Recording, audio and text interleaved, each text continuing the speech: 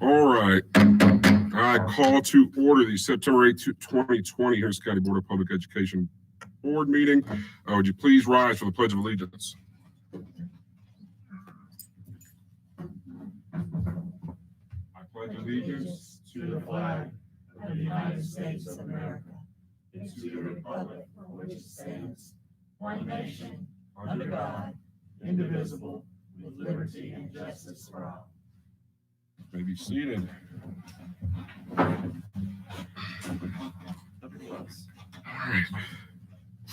Thank you to everybody that's here today and who are watching from home for this very important board meeting. First thing we're going to do is approve the agenda. I will take a motion when someone's ready. I move we approve the agenda as presented. Second. Amy is a second. All those in favor say aye. Aye. Any opposed? Agenda is approved. Next up is a superintendent announcement, and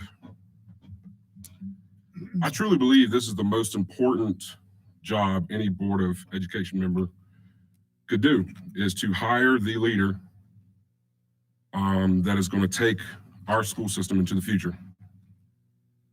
And, you know, we can get mixed up in the policies and all the day-to-day minutia of what's going on, but really truly hiring the superintendent is that voice, is that beacon, is that leader that everyone looks to. And I am very pleased to announce that we have decided on our next superintendent for Henderson County Public Schools to follow in Mr. Bo Caldwell's big footsteps. And so without further ado, Coach Wood. It is my pleasure to move that we elect Dr. John Bryant as superintendent of the Henderson County Public Schools as of December 1st, 2020. Do I have a second? Second. All right, before we move further, I would like to allow each board member to say a few words if they wish, starting with Mr. Egoff. Well, I've been on this board for, it's good, they can hear my voice. I've been on this board for 2 years and I've been thoroughly impressed with Dr. John Bryant, and I think that's just a great move. Thank you. That's all. Mr. Apsher. I think this is one of the most exciting things I think I've ever done since being on the Board of Education. And me and Dr. Bryant go way back. And I am truly excited to have you taken the next reins. You know, I grew up with Bo, and now I'm getting to grow up with you, and this can't get any better than that. So thank you. Thank you, Mr. Apsher. Ms. Holt. Nothing thrills me more than to have Dr. Bryant follow in the path of Mr. Caldwell.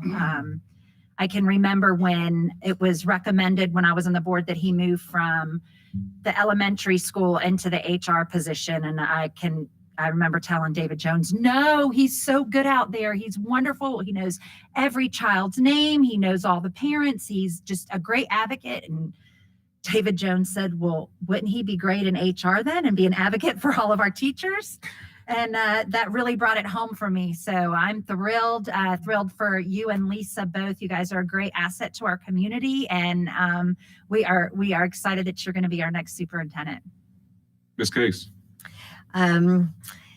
We know he's hardworking because we know our whole staff is, but we know he's hardworking because of pre-COVID and during COVID. Also, he's known in the school system and he's known in the community. And one thing I really like about him is follow through. I don't think I've ever asked him a question that he did not follow up on.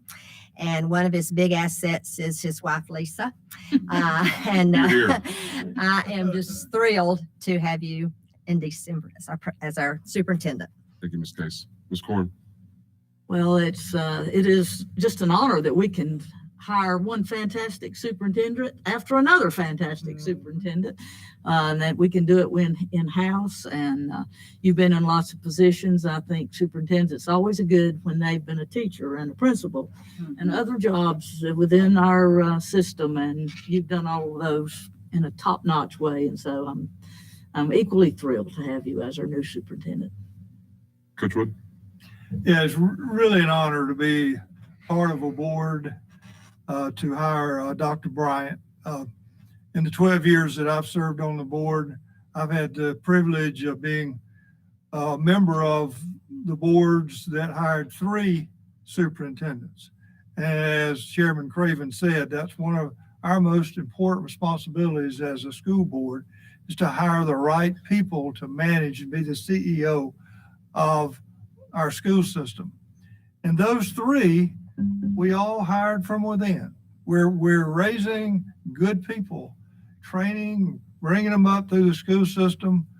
First, David Jones, then Bo Caldwell, and now John Bryant. They all started as teachers in Henderson County schools, assistant principals, central office, and now a superintendent. So I'm really proud to welcome you, John.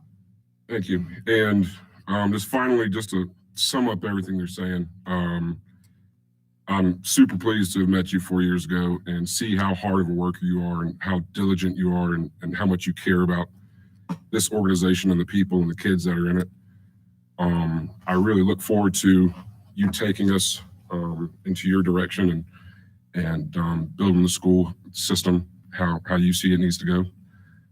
I can't imagine.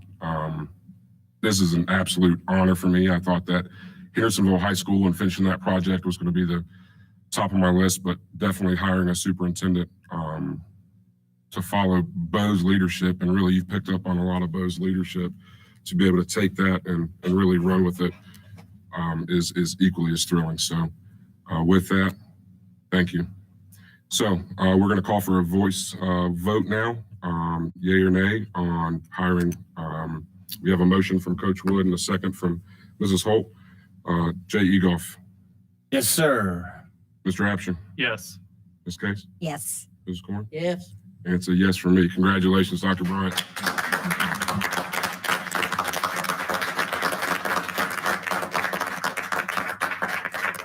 If you wouldn't mind coming out front, we'd love for you to say a couple words to us. Please. That's it. We're going to do a signing after, if that's okay. I just want to say, this is quite literally the honor of my life to be able to stand for the woman that makes this possible for me to continue to serve in this community. And how grateful I am to the Board of Education and to men and women and children that have made this possible for me. You've touched on it, but I've had 2 of the most extraordinary mentors, Mr. Caldwell and Mr. Jones, who have raised me as a school leader and brought me under their wing and opened those doors and shared with me their love and their passion for this community. Lisa and I love Henderson County. We are invested in Henderson County. We both believe in education above all things. Her work, my work. I am beyond honored to have the opportunity. I certainly will not be able to fill those footsteps, but I can promise you that we hope to take those footsteps forward as so many have before. Thank you for giving me the opportunity to be humble and grateful. I want this woman to know that every day is possible. I love her so much, and she gives me that strength to serve in this way. So thank you so much for the opportunity. I really appreciate it.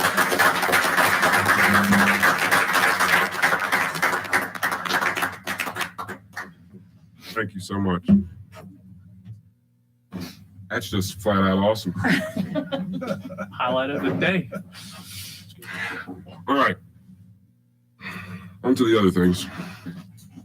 Next up, we're going to have board chair observations. I'm going to hold off on observations. I've got lots of observations, but I think they're going to be better used during our return to learn discussion. So board member observations, anyone?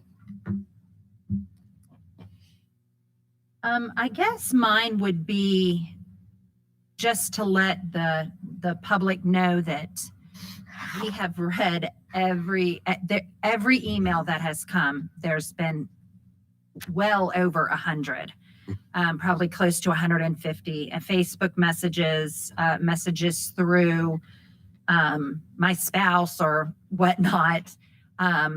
Text messages, I've read every one. I've read them diligently. I know, and to the person that said, I want a response and I didn't respond, I didn't feel it was fair to respond to you and not to everybody. We just don't have that kind of time to respond to, hundreds of emails in a week. But we read them, and we know that this has been a very difficult time for our admin, our teachers, our bus drivers, our custodians, our parents, and to most of all, to our children. We realize that this school year is not anything we've ever done before. And we realize that parents have had to make a lot of tough choices, and it was not easy for us to make the decision a month ago. Oh, I guess it's been about 6 weeks ago now, to do online learning for 6 weeks. I have doubted that decision every day since.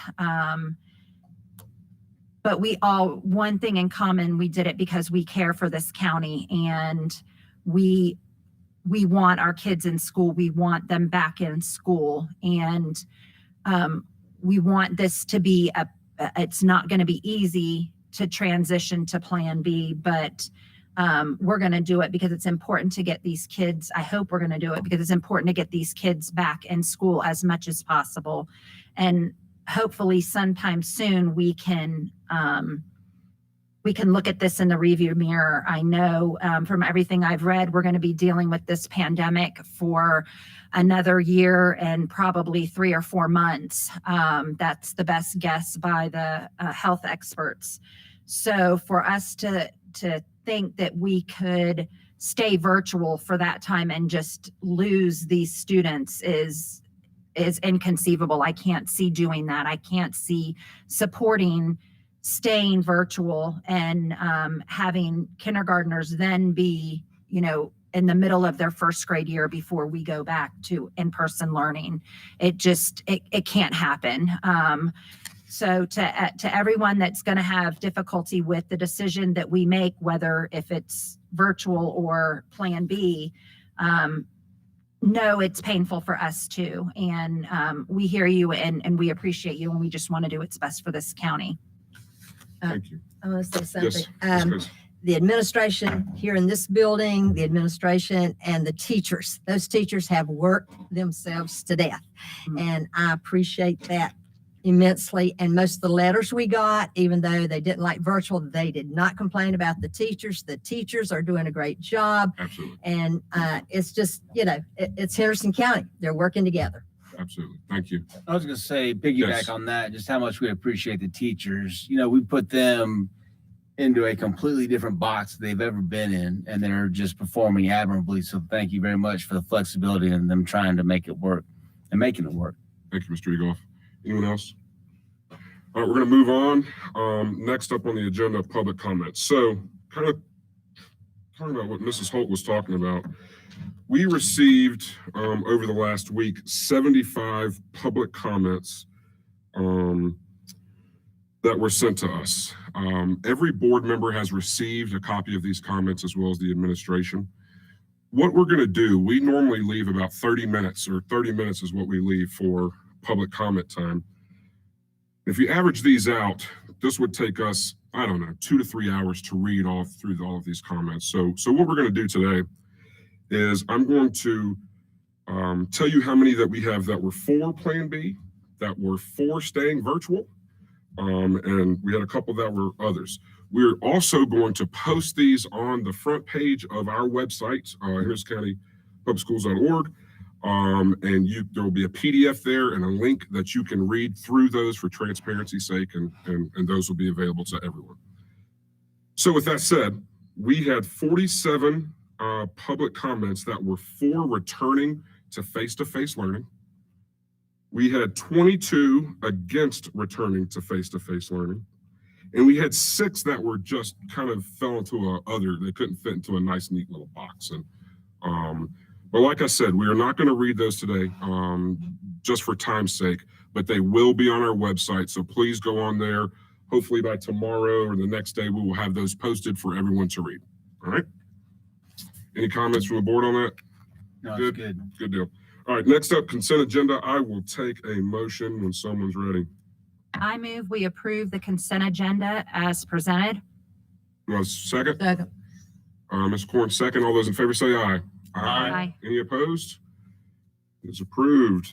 So we're doing something a little bit different here on the need of time. I find that a lot of times when we have these big meetings, we kind of stuff it in the middle and we talk for 3 or 4 hours, and then the stuff at the end kind of gets fallen by the wayside. Well, that stuff at the end is very important. And so today I flipped it a little bit. So we're going to go to our board and superintendent's reports first, with the first being the Equity Focus Group report by Mr. Superintendent Bill Caldwell.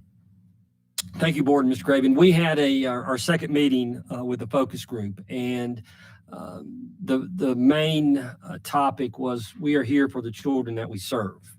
We talked to the Equity Focus Group at first about adults, but it's truly important for us to talk about the children. And we talked about the how, the who, the when, the logistics of it.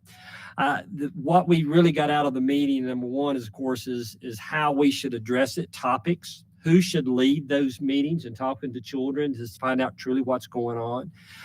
Most what we heard, though, is it's truly important to do face-to-face. They've been Zoomed to death. So therefore, if you'd like to report that we're going to start next week, no. But as soon as the children get back, we're going to set time. We've got some questions. We're going to bring focus groups of children together to start really diving into this. So that's a short summary of the report at this time. That's beautiful. I think one of the best things that we can do is to increase diversity within our ranks is to grab that low-hanging fruit, which are our kids that are already here, and be able to talk to them about how wonderful of a career it is to teach, and how great it would be to bring them back into their community to teach in the very same school that they grew up. And so I'm happy to hear that we are focusing on that direction. There's other things that we can do as far as recruiting that takes a little bit more time and effort and money and energy. But that low-hanging fruit is right there for us to take advantage of. So I expect us to do that.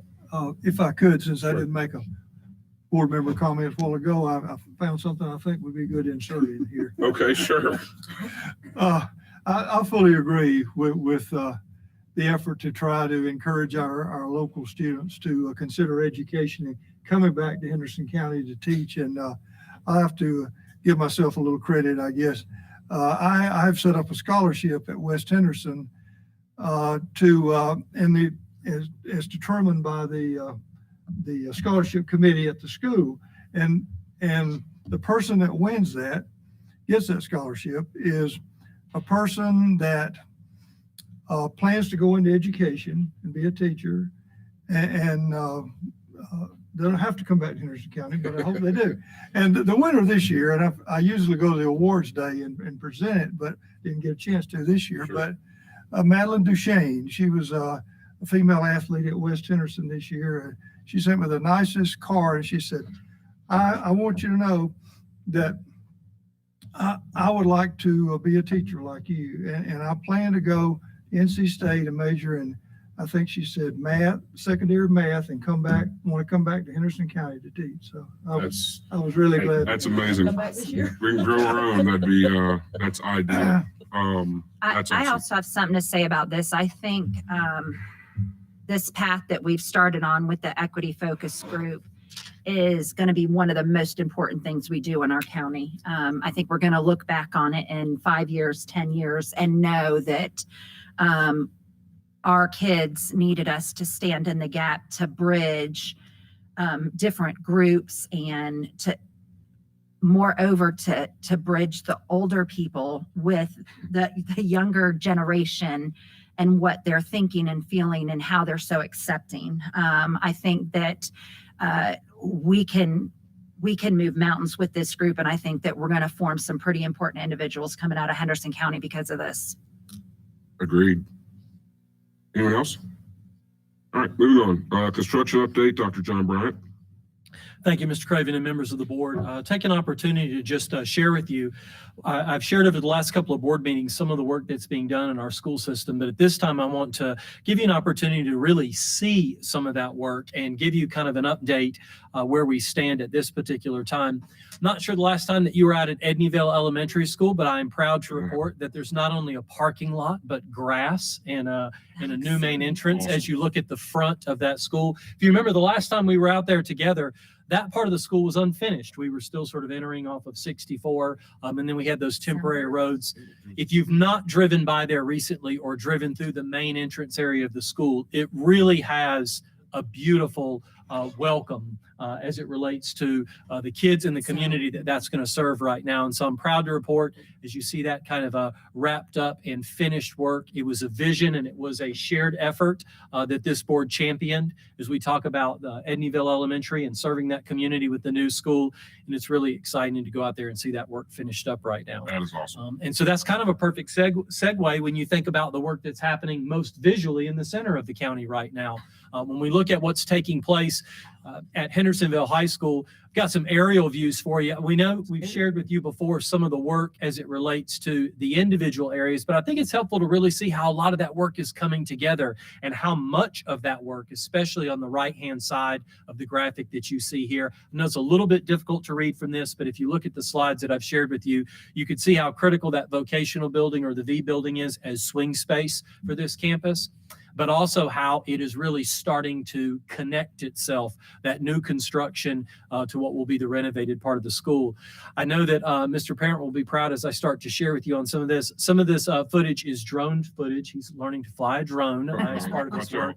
Exactly. And learning to fly a drone means sometimes the drone crashes. So there are some days that I ask for pictures and he says, I'll get them as soon as possible, as soon as we're flying again. But you can see some of the photos here from the work that's taking place at Hendersonville High School. And again, that project has progressed along aggressively during the school closure period. Vinoy Construction and their team, certainly led by the work of John Mitchell and David Berry from the county, a tremendous partnership as we see that project continuing to come together. And so it's pretty exciting. The most visual part that a lot of folks ask questions about right now is the scaffolding that's on the outside of the Stillwell building. That work is continuing, of course. That's the tuck pointing, the brick repair. That scaffolding will be removed no later than September 25th. So right now that crew is continuing to get as much of that work done. Remember, we tried to advance as much of that construction schedule as possible while there were not students on a regular basis in that campus. You can see some of the work that's going on inside. You remember what used to be called the new gym is essentially a staging area right now for a lot of the construction, the renovation of the new concession stand area. When we think of the gym, the auxiliary gym, the band and the chorus areas. Specifically, you can see those spaces coming to life here. Again, new areas that not only were well needed, but will be thoroughly enjoyed by our students as they come to completion. And Mr. Caldwell likes to remind me, every time you can get dried in, you really get to see the work start to happen there. When you can get to the inside of the building, that main hallway on the left from the student parking lot, you see the shop and the drafting area there. When you think of that main hallway, we are talking about that area A, if you will. You see reference, it's sort of the line that connects the building along Oakland. You see the auxiliary gym work and the graphic there on the left, and then the ramp on the A. And so I wanted you to really have a clear picture of what's taking place at Hendersonville High School, because again, that schedule has been very important to us, making sure that our kids are able to return to that school facility as soon as possible, as soon as it's done. And again, there's been a tremendous amount of work ongoing there. Yes, sir. Let's talk about that schedule really quick. We are still on schedule for a next August date for that auxiliary gym to be complete. Yes, sir. Yes, sir. And the new gym. New gym. Yes, sir. Access to to both completed. gyms. That's We're correct. gonna have to quit calling these new. No, they have to find out some new names, but They will be new and newer. at new that and newer point. gyms. The gym and the auxiliary gym. Yes. And then January of 2021 would be the completion. 2022 would be the completion date of the January. completion date of the cafeteria. January 2022. So January we would be, ideally, we'd be occupying the gym spaces specifically at the conclusion of this calendar school year. So before the start of next school year, the 2021-2022 school year.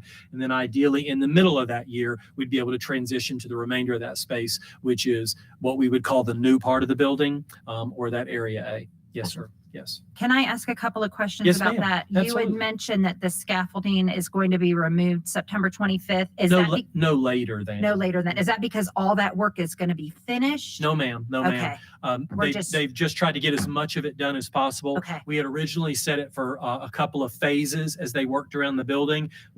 When we realized kids were not going to return at the end of last school, you'll remember, we put scaffolding around that entire facility and said, get as much of it as you can. okay, So they're just going to continue to work as much as possible, but it doesn't mean that the work will be finished. okay. Yes, ma'am. Do you have an Um, approximation of how ahead of schedule? It's hard for me to estimate, as they like to remind me, ahead is a relative term, right? Sure. We've moved many, many parts of that project forward, but we also have had a very rainy summer.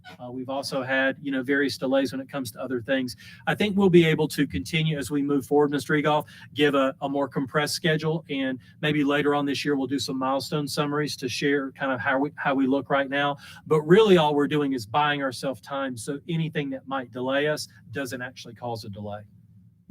I still had one more question. Yes, ma'am. I'm sorry.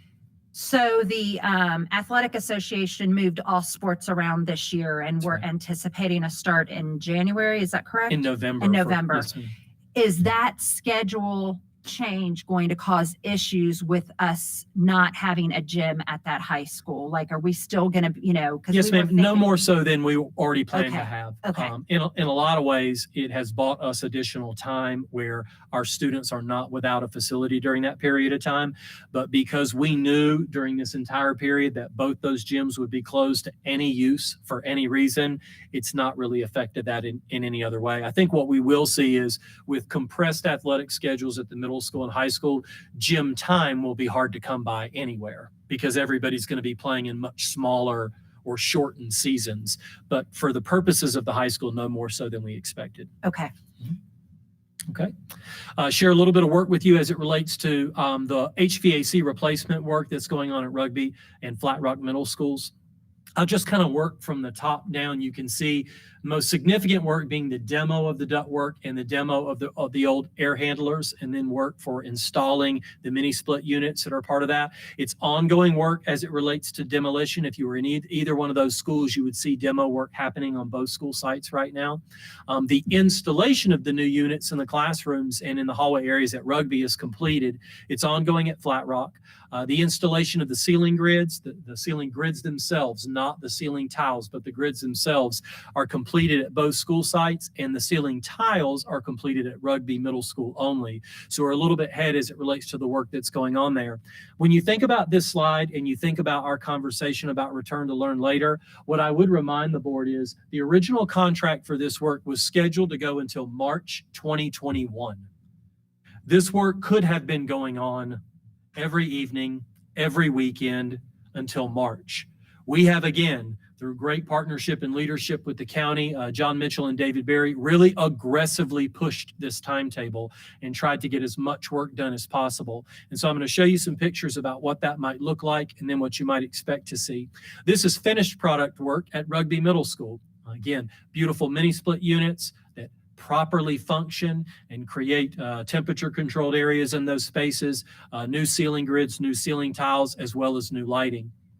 When you think about what the unfinished space looks like on the right, you can see what a finished ceiling grid looks like. And so in the hallways of Rugby Middle School, if you were to go in Rugby Middle School right now, you may see areas of the ceiling grid only, no tiles, because they have to wait until all the work's done. Ms. Holt would know this. You don't put the ceiling tiles back until you finish that work. Otherwise, you're ripping things out. Similarly, you're seeing a lot of tie-up, as you note on the left, as it relates to the unfinished work, but we anticipate having that work completed in the coming months. So it's pretty exciting for us as we look forward and look ahead. One more time, I want to speak to maybe this specific issue. If I note the photo on the left, when we think about what folks might expect to see at Flat Rock Middle School, should students return to learn in the coming weeks, you would see ceiling grid and potentially ceiling tile in the classrooms at Flat Rock, but you would not see the ceiling grid in the middle school hallways. The exterior that you see sort of hanging down, whether it be the wiring or the infrastructure, would still be very visible. It will be safe. It will be tied up. It will be appropriate for students to be in that safe and staff to be in it. But until the demo is completed, you can't put that ceiling grid back in there. And so folks have said, what might this look like? It would look more like what you're going to see on the left there with all the hanging cords tied up, but would want folks to be familiar with that. When do you expect all of the work to be completed? We're hoping that work would be completed by the end of October. A lot of that right now, again, is dependent on workforce and continuing to meet those schedules. Of course, should students return to school sometime in the coming weeks, that moves them back to a night and weekend schedule. Right now, they have access essentially as soon as live instruction ends. So afternoon every day, they're still able to demo because it doesn't disrupt live instruction. They're able to work in classroom and hallways. We would compress that schedule again, but ideally, our goal is that we'd be able to finish by November. Thank you. Yes, sir. Absolutely. Other capital projects that you're familiar with when you approve the local capital, we had paving projects going on at several of our schools and middle schools. You can see these visuals, pretty simple again, but this paving work has been done. Again, it's advantageous when there are not a number of vehicles on the campus. So rather than move those to the spring, we went ahead and tackled those as soon as possible in the summer. So when you think about East Henderson High School, what you see on the left is the bus parking lot. What you see on the right is an area that is adjacent to our EC classrooms where our exceptional children's buses pick up and drop off for students that are needing that access. You see Rugby Middle School. If you drive by on 191, you'll see that work going on, fresh paving through the main entrance area that was much needed. And then Flat Rock Middle School, again, the same thing, that main entrance area, freshly paved and freshly striped. Last but not least, we've got a couple of work gym roofs that are being replaced. That's at Flat Rock Middle School. You'll see that work is scheduled to begin September 10th, and then that anticipated completion date is October 2nd. We don't anticipate this having any impact on student use of the gym facilities at all. That work would just take place during the school day or nights and weekends. And then Rugby Middle School as well. That work has already begun and then should be wrapped up by the end of this month. And actually, last but not least, one of the capital investments that you were making was a replacement activity bus. So that hopefully when students return and we start traveling again and field tripping again and athletic events, that we'll be updating our fleet, and that's expected delivery in February 2021. Any questions that I might answer for the board about capital projects? Thank you, Dr. Bryant. Thank you, Mr. Craven. All right, next up is going to be Mr. Bernie Sosha, financial statements. All right, real quick for you this month, just one report, local current expense through August 31st. Revenues, we've got $5,865,000. Unlike Dr. Bryan, I was not able to get a picture of this to show you.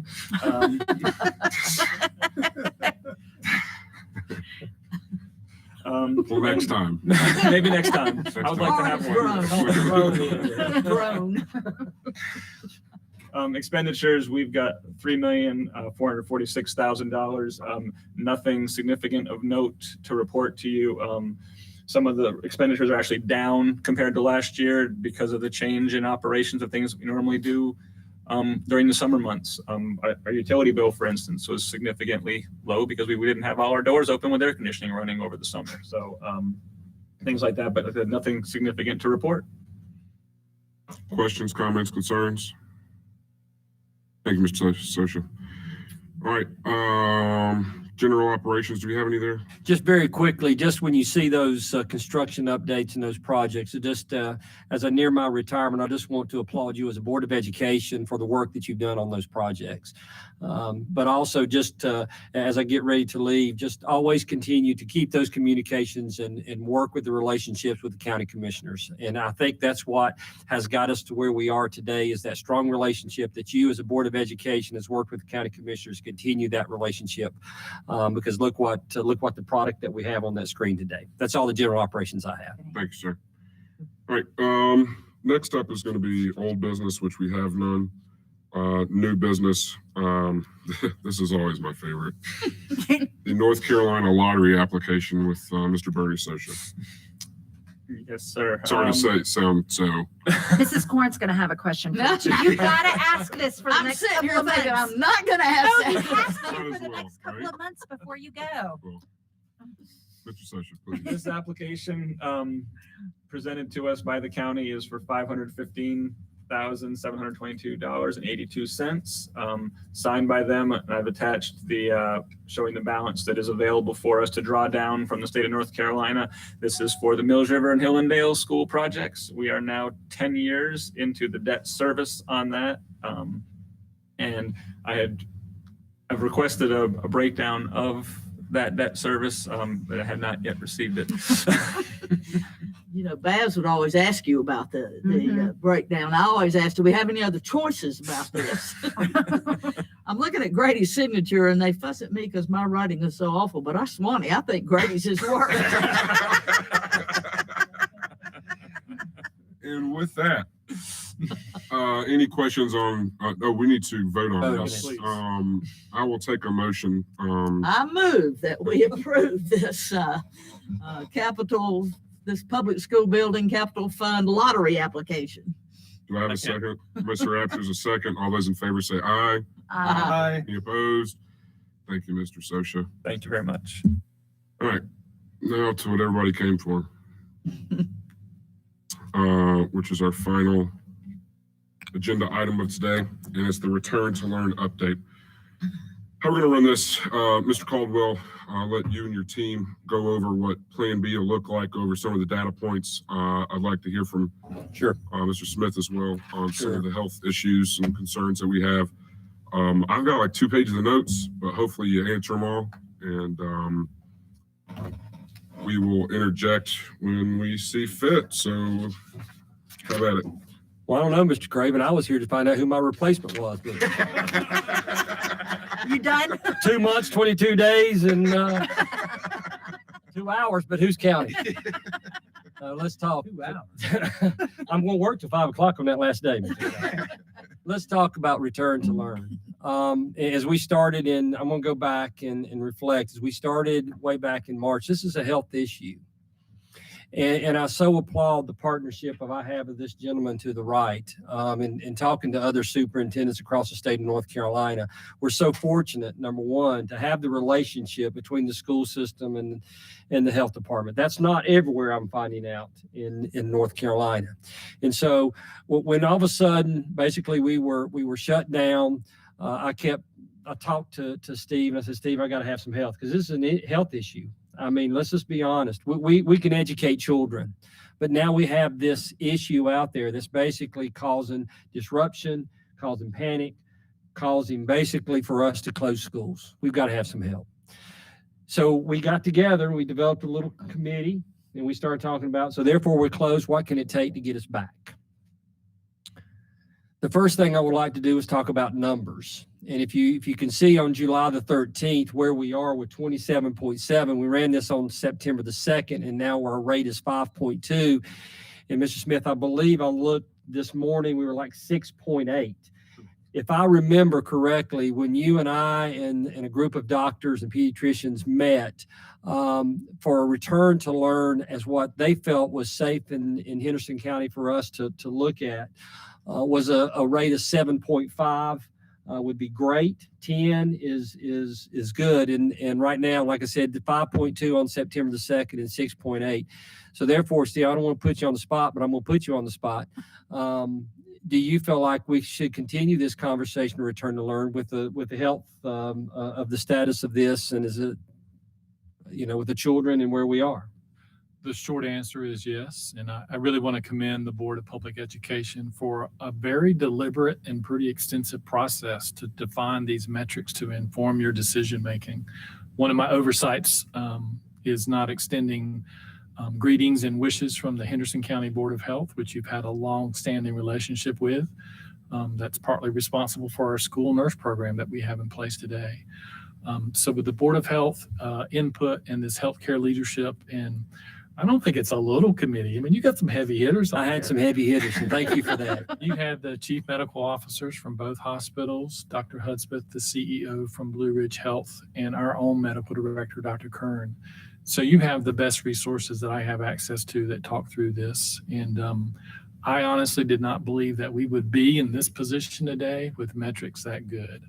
And so you are in a very solid position to proceed with any form, I think, of Plan B that you wish to at this stage.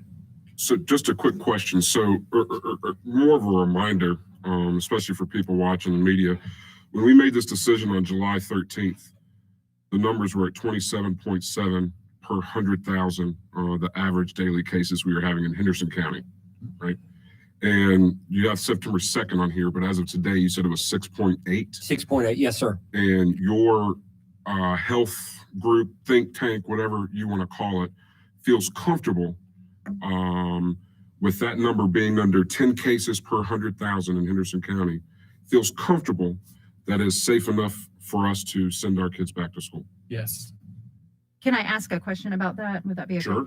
So would you say to us if we got up around 12 or 15, we feel like you need to shut down now? Like, I'm just trying to gauge when you think that would be. As with anything, those are decisions that I would make in partnership with the superintendent in this board. What I would say personally to you today is 10 opens the door. 10 doesn't close it for me. Okay. At that stage, I believe that we transition to actually taking a look at what might be happening inside schools. Cases, is there internal transmission? Those are the indicators that then become more important than what the community is. It is absolutely true, any school is a microcosm of the community, but I'm going to be more specifically interested in what's happening in the school environment to create a trigger for closure. Okay.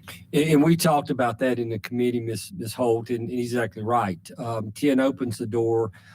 10 does not automatically, if we go to 11, don't we want to automatically close? No, because that 11, there could be outside factors that's caused that number to go up that right now in our schools, we're perfectly fine. We may have to all of a sudden, once again, we've talked about it. We may have to close a school and we may still be at 7. It might be because of a cluster that we couldn't find enough teachers or students and we just had to close down. So the number, I think what we looked at was a number that helped us feel comfortable in having a discussion about return to learn. And that's why I felt like a superintendent to get the group of heavy hitters, and as you said, to get that group together to talk about what is a possible number that we can look at. And now we're at that number. So that's why we're having this discussion today. To be honest with you, if we were still at 27, as superintendent, I would come and say, we can have the discussion, but right now the health officials feel like it's not a good idea. But right now with the numbers, they feel like it's a good idea. How quickly, before when we were talking about this, I believe there was a 10 to 14 day lag time between the time you were tested and the time that you got back your results. How quickly are you getting back results right now?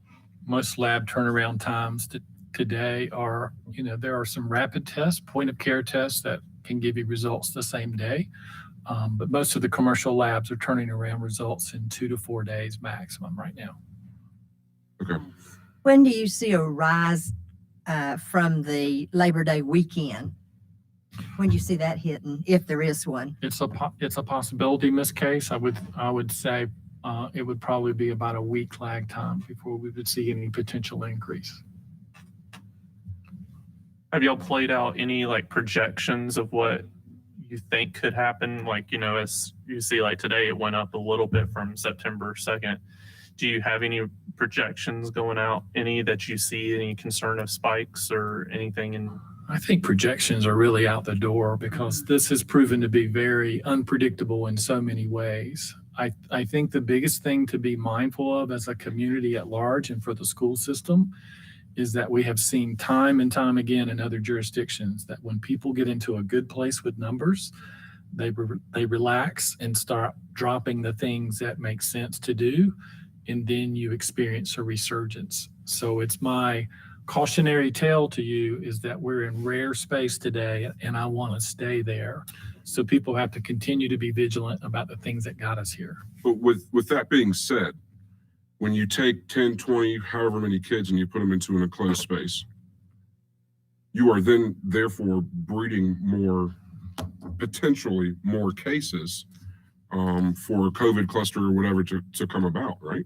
I think there are a lot of different perspectives about that in terms of having some really intimate insights into how some of our local cases have developed and transmission has occurred. I would tell you, frankly, today with the policies and procedures that you have mapped out for reopening schools, kids are going to be better protected in many cases inside schools than they are in their home or community setting.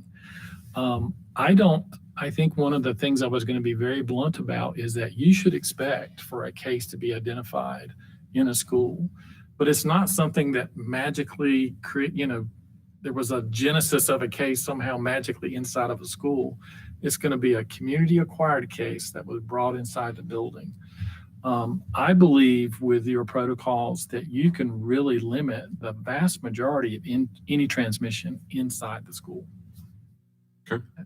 Have you seen any new data coming out about like if any of the youth is more susceptible to get it or more likely to transmit it? I mean, any new data that's coming out for that, or any new? Part of the work of that healthcare leadership was to look at an enormous volume of peer-reviewed articles, research. And those have grown and changed over time as new studies have been done. Mr. Caldwell did a great job of advancing concerns from this board as well as from teachers and families. And to kind of help you understand the scope of that, I would put those questions in 3 buckets. One is the degree to which school-age children are susceptible to acquiring COVID-19. The second is the degree to which they play a role in transmission. And the third is to what degree do they experience symptoms? Are they about average? Are they worse than others? Or are they less? So the jury is still out. There are competing perspectives on the susceptibility of children and the role they play in transmission. I can show you competing studies on both of those matters. Where we found conformance is that across the board, experts today concede that school-aged children in general as a population experience very minimal symptoms compared to the total population. And so that in itself, I think, is very reassuring. Are we still no cases in our daycare? That's still true? Do you know? In our childcare. In our childcare, yes. Does that surprise you that we've had childcare going for first responders and then, opened it up to the public a little bit since March and have had kids with no masks and have had no cases? It's commendable. There may be a wee bit of luck in there, but I'm just like, how did that happen? one of the things we looked at also as part of this group is that we've had children in traditional childcare settings for months. We have over 2,200 kids, 0 to 5, in childcare right now. We've had a couple of clusters. Those have been cases that have come in from community acquired, primarily staff, and that's been it. So it's a very small subset of a child population, but I think that's encouraging to perceive that has been reasonably managed in younger children. Go ahead.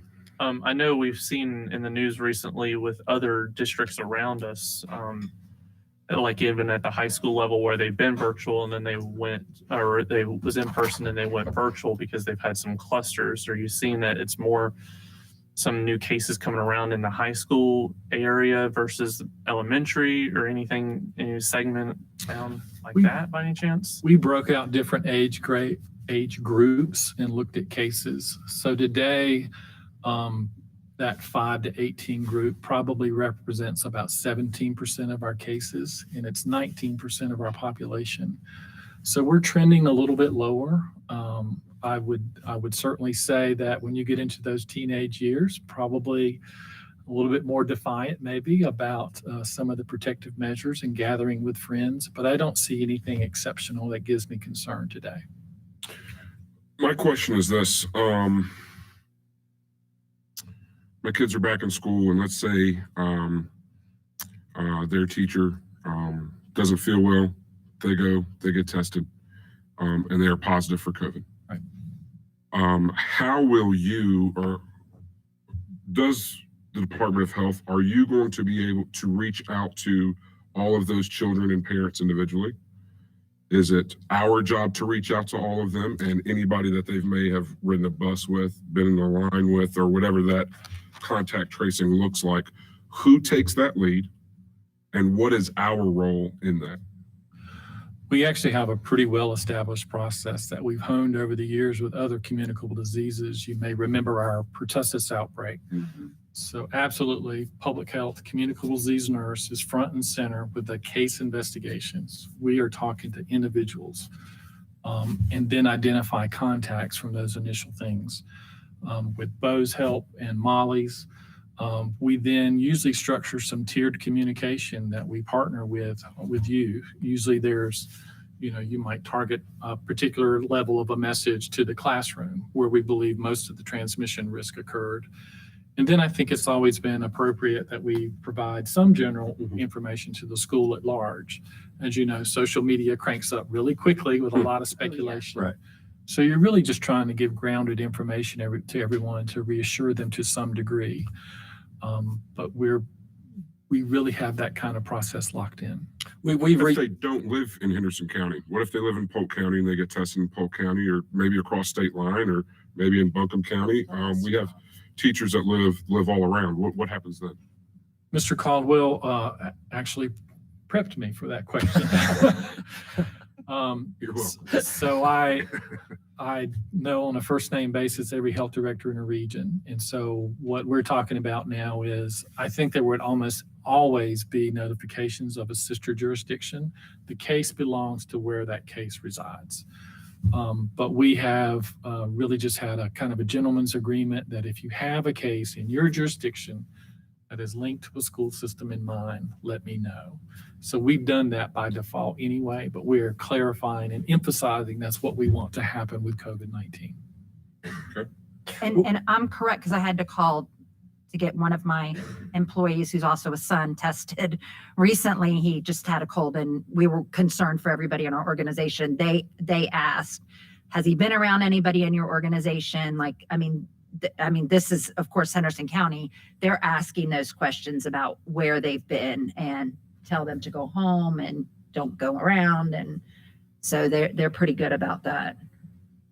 Have you had any issues with someone testing positive and kind of breaking quarantine and still kind of doing whatever they want? I mean, and Yeah. is that a higher? I mean, have you seen a high rate of that in a sense? I would not say that I've seen any extraordinary rate there. With any communicable disease, there's always a small subset that is resistant to protocol. And so, we try to diplomatically work through that. But if you get on my bad side enough, we'll have a pretty intense conversation about it. I have a question. I put my notes down, but I have to put on my glasses to read my writing.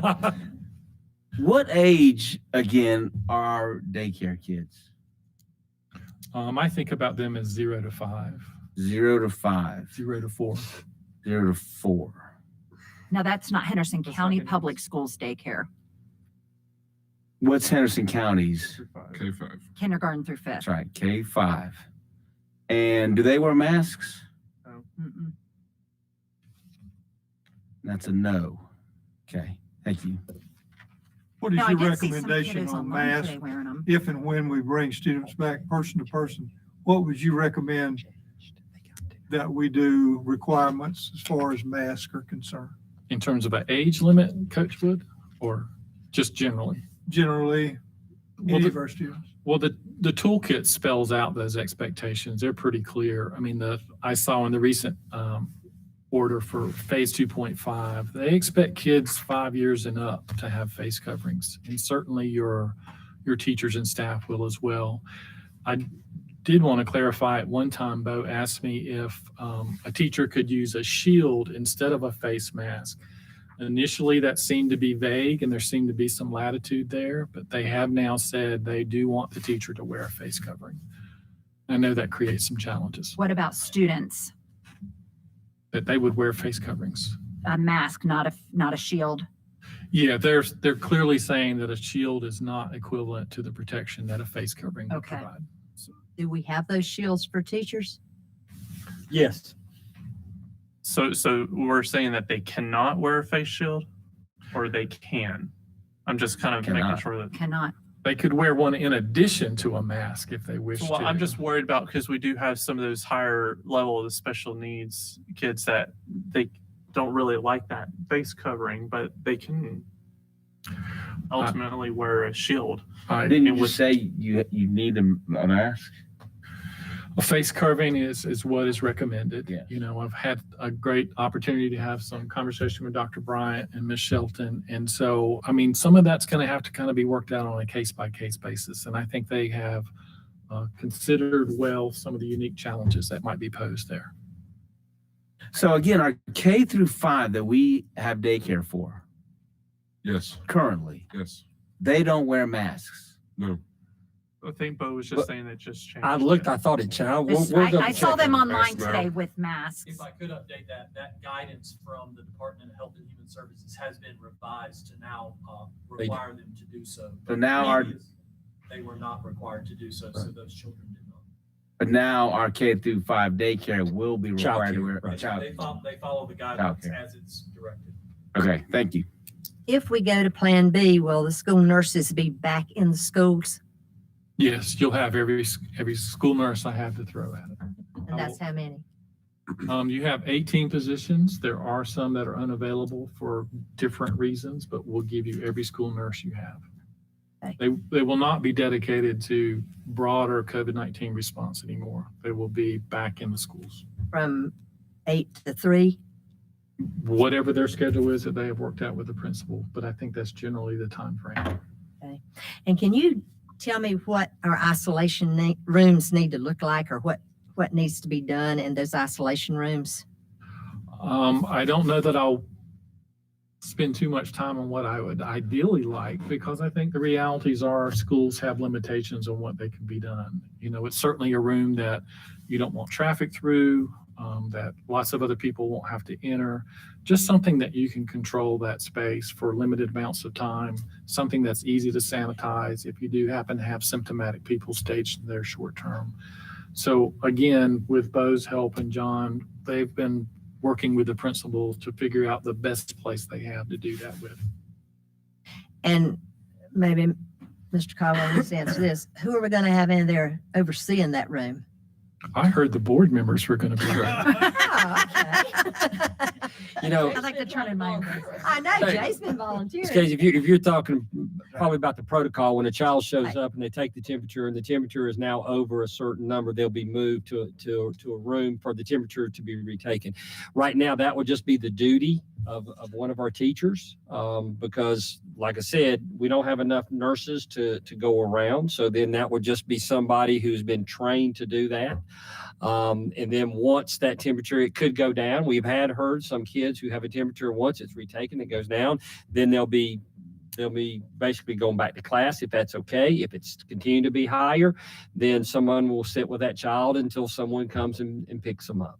Okay, what if you have one with the temperature problem and then you have another one who breaks their finger or something? Are we going to clash them all No, I mean, together? once a child has a temperature, they'll be isolated. And as I think I said before, if we're going to try to contact the parent, if the parent can't come pick the child up, grandparent will go through the list, the green book, just like if the child was sick with the stomach ache or the flu or something else, we're going to deal with it the same way.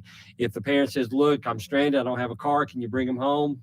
Joked around, we'll put them on a yellow bus. What better way to separate than have the bus driver and the child sitting in the middle and the adult sitting in the back of the bus, and we'll take that child home on a bus. But we'll keep the child isolated until someone comes and picks the child up, and or then we'll take the child home in a safe manner. What if a little ones tell you everything? What if a little one comes to school and says, my grandma was taken to the hospital last night with COVID? What do we do in that situation? You know, if we take the child's temperature and the child's temperature is fine right now, then right now we'll send that child to class. We can have some chances to follow up. You know what I'm saying? And I think that, number one, every situation like that, I don't know if we can sit here and write a book on the what ifs of everything that's going to come happen. I think what we're going to try to do is make the schools, if you approve Plan B, make the schools as safe as possible and get those children in there. And then if the kindergartner does say that my grandmother was COVID, then we will probably get if the grandmother lives in that facility with the child, then Mr. Smith is communication. I think that's in this time, that's the big thing is we will probably, if that does happen, we probably will know about it before the child comes, if that is true. If the child has been around grandma for a certain length of time and grandma has COVID, then they're going to call us to let us know that child basically needs to be quarantined. That back to your question, our goal is if we know that someone gets tested, we're going to go ahead and call the entire group of that school to let them know that someone has been tested. Okay. Now you saying, are you creating a fear? Not really, because then the next sentence will be, if your child has come in close contact with that person, then you will be directly contacted with the health department. If you don't get a call from the health department, your child is fine. But we're going to go ahead and let the schools know that there is someone there that has been tested and has got COVID. I mean, I think that's the right thing to do. We don't want to pretend like we're going to hide it. But the other thing is due to the work of this gentleman right here to my right, they're going to quickly jump on it and they're going to take care of the people who have been associated with that person for the 15 minutes without a mask and all the tracing that they do. And then we'll certainly then take care of it at that time. Let's expand on the temperature. So we're going to take everyone's temperature when they get into school, correct? Are we taking who's taking the bus driver's temperature before they get on the bus? Bus driver's temperature, we'll have someone out there checking in. All employees have to be checked as well. So there'll be an assistant principal there. There'll be somebody there checking in the bus drivers before they drive the bus. Okay. And that child gets to school, and I'm not saying that any parent has ever done this. But let's say, you wake up in the morning and little Billy has a slight fever, very low grade fever, and a little snotty or something, and you hit him with a little Tylenol, and it lowers that temperature down. About 11:30, that thing's going to spike back up, right? 3-4 hours later. Are we going to be taking temperatures any other times of the day? Well, I think it would be just like anything else. If all of a sudden that temperature is going up, and if you had children, the temperature goes up, they'll get lethargic, they don't feel well. Then the next thing you know, that child says, I don't feel well. They'll send him down to the office, and then the health nurse will be there that will be able to take a temperature during that time. If a child gets sick during the day, we're going to certainly deal with it. It's just not like we're going to take the temperature right off the bat and then put them in the lockers and lock them up and not deal with them. Sure. I mean, That's what I do at my house. Yeah, we're going to constantly take temperatures. And the other thing you've got to remember is this, we're getting ready to look at Plan B, and September and October is also flu season. And so your children are going to have temperatures. I mean, upper respiratory infections. I mean, Steve can start naming the numerous things that happen in the fall. Sure. So therefore, I don't want everybody to think, oh my gosh, he's got 101 or she's got 101 temperature, and we isolate and we do all of this. I think the thing about it is, yes, we're going to follow protocol, but there could be other reasons that a child has temperatures besides just COVID-19. I just think it's important. I mean, I knew that was kind of a loaded question, but I think it's important this year. Like, if your child does have a low grade fever, and if we go to Plan B, keep them at home. And if you're employed and you don't feel well, you stay at home. Stay home. Right. I know we like to keep our sick days because we get close to retirement. It's really wonderful. But yeah. You know anything about that? I know anything about that. Really. But anyhow, but you can certainly say this. If you're sick, please stay at home. That goes from our employees to the parents, the grandparents in the community. Yes, keep your child at home.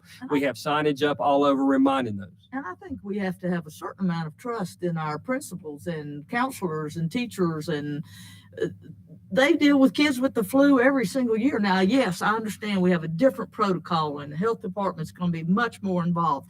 But, if a kid comes, they're going to put them over here in a little room, and instead of, I don't ever remember even putting two or three sick kids in the same room. I mean, if you got this one throwing up, you don't put another kid in there with them. So this is not something that our people on the ground or in the schools aren't already dealing with.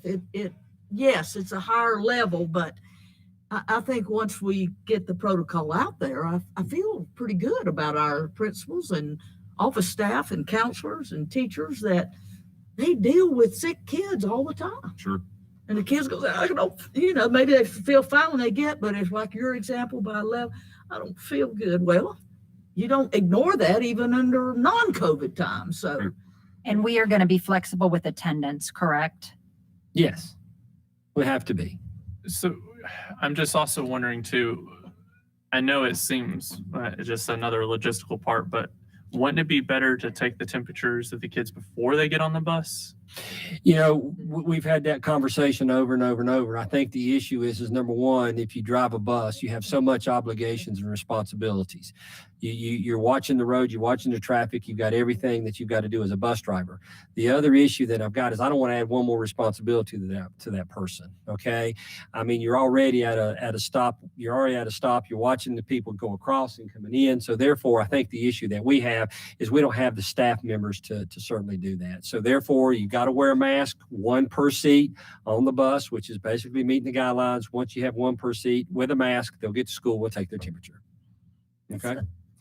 It's going to be a zoo when the cars all come in, when the buses all come in and the temperature taking. Are we going to up the time starting classes and stuff? Are we looking at that? You know, I think that the plan that you're going to see for Plan B is certainly going to be a working document, Ms. Case. I don't think that right now we can say this is exactly the time we're going to start it. We're going to have to flex it. I think the biggest thing that I heard somebody say is grace. Parents are going to have to give us some grace. I mean, once again, everything that I've heard, we've never had to been through this before. So therefore, yeah, we're going to look at temperatures. We're going to see. Right now, we have a form, and you're going to see how many students are saying or parents saying they're going to ride the bus. Is that a guarantee? I mean, our buses may pull in with nobody. We may have car riders at the line, so we'll have to adjust. I think every day will be an adjustment, and parents are just going to have to be patient and like I say, give us grace on this to once we get the kinks worked out, if that makes sense. I can't say, yes, we're looking at times, but we're not going to start early at some point until we see we may have to. And then we do, we'll adjust it. Okay. And I'm concerned about the water fountains. We're going to turn those water fountains off, right? Water fountains will be turned off, right? So where's the kids going to get water? Well, kids are going to bring a water bottle with them, and we're putting in some fountain stations that water bottles can be filled, or we can certainly go to the cafeteria. We will certainly find the child water, but yet we're not going to let them have the water fountains. So, okay. Well, let me ask you this. I'm sorry, but I promised him he would be. He has a board of health. He has a board. He has a board of health. He has a board of health meeting, and I promised him that Steve needs to leave to get to his board of health at 6. Is there anything, Any health any questions? Yes. pertinent that we really need to know in regards to opening our schools safely for these kids to come back? I think you've considered the key issues, and I am very comfortable with your plan moving forward. Bo has discussed several different alternatives, which I think he intends to present to you tonight. I think you're in a good space for moving forward. Thank you so much. We Anytime. appreciate you Thanks for being being here. here. Absolutely. Thank you, sir. Thank you. Okay, let's go to the next Okay, go, page, Kim. Bo, and Sure. Okay.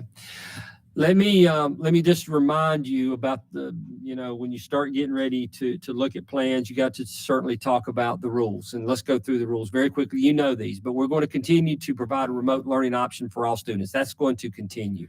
Face coverings for all students, staff, and visitors. We've talked about it. Masks for everyone who enters the building. let's stop right there. We have parents who are adamant that their child is not going to wear a mask, but they want their kid to come to school. What then? Well, number one is if the child does not wear a mask, then we're providing remote learning. Mask is a requirement, and that is something. Exemption. Pardon me? Unless they claim exemption. Unless they claim exemption, we'll work those out by case, but I'm not going to have someone just all of a sudden walk down with no mask and say I'm exempt. I think they need to provide some kind of paperwork from a physician. that We'll requires- we'll deal with that as You a, can ask it legally. It says in the executive order, if someone claims exemption, we cannot ask for documentation. Well, I think if we are going to make sure that our kids are safe in schools, that they should be able to abide by having a mask on their face at the very Yeah, I least. think we can ask, if Period. we can do it regardless. And Mr. then deal Attorney? with it on a case Yeah, by We case have him here. basis. Do you Yeah, wanna weigh in the on that? executive order goes so far, but it does not prescribe every rule and every procedure. And there've been meetings with Department of Health and others, and there are going to be exceptions made for exceptional children. There could be exceptions made for certain employees through a reasonable accommodation if they have a health condition. But if it is not clear and apparent that they meet an exception, we will be asking for some documentation, yes. And there is no constitutional right not to wear a mask. So what can a principal do if a kid refuses to put one on? Kid refuses to put one on, Miss Case, they'll come down to the office, they'll call the parent, say you have two options, okay? It's option number 2 is if your child wants to stay here, they'll wear a mask. If they don't want to wear a mask, see number 1, which number 1 is we'll have remote learning for all students. We're not going to deny a child their education. We have the opportunity for a child to stay home. If the child wants to come to school, they have to wear a mask. Okay. Yep. This is from North Carolina, from DHHS. It is put down for us. I've talked to superintendents that are in B. You've got 50% of the school systems across the state of North Carolina, they're in remote. They're doing B. And I've talked to him. He said, surprisingly, you may have 1, you may have 2, but most of the time, the little kids, now sometimes they'll fall down. The biggest thing you got to do is, once again, patience for our teachers to say, we're pulling it up over your nose, pull it up over your nose. Some have made signs, just hold it up, pulling up over your nose. I think that's the biggest issue I've heard talking to superintendents. Even this morning, I was on a superintendent's call at 7:30, and that's one of the biggest things they have about this. Let me keep going. Social distancing requirements whenever possible. Now, whenever possible means 6 feet. Am I going to stand here as superintendent and tell you every minute of the day, every child is 6 feet? No, I hope you realize I can't do it whenever possible. And we're going to do it whenever possible, but there may be times when kindergartners are all of a sudden moving around the classroom. They may be 3 feet, 4 feet. If you go back and look at the pediatrics, they say 3 to 6 feet is good for a small child. So therefore, it's social distance requirements basically means we are looking from 3 to 6 feet for our smaller children to certainly have the social distancing. Cleaning, disinfectants, Dr. Brian can go through. We bought every possible machine that we're going to use to clean our facilities. Limit non-essential visitors. Okay, for no more parties, no more right now. Moms used to be a mother for every class, used to bring in cupcakes. We're not, basically right now, it's non-essential visitors. We're going to limit the number of people. The UPS man's going to have to stand outside. We're going to be very, very strategic on who comes into that facility. Okay, so non-essential visitors, activities involving outside groups.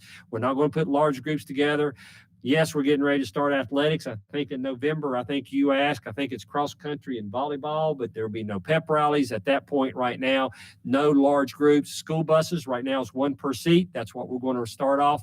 And yes, daily symptom screens for all students, including temperature screens. So I've got a question about social distancing part. So if they're sitting in the classroom and the desks are so far apart, will we be able to provide the mask breaks for them? Yes, I mean, I think that what we'll do is certainly talk to our principals, Mr. Absher, and do mass breaks. I think for lunch, I think would be a wonderful time also as well. You know, I've talked to principals. We had a meeting just last week, and we talked about just different scenarios.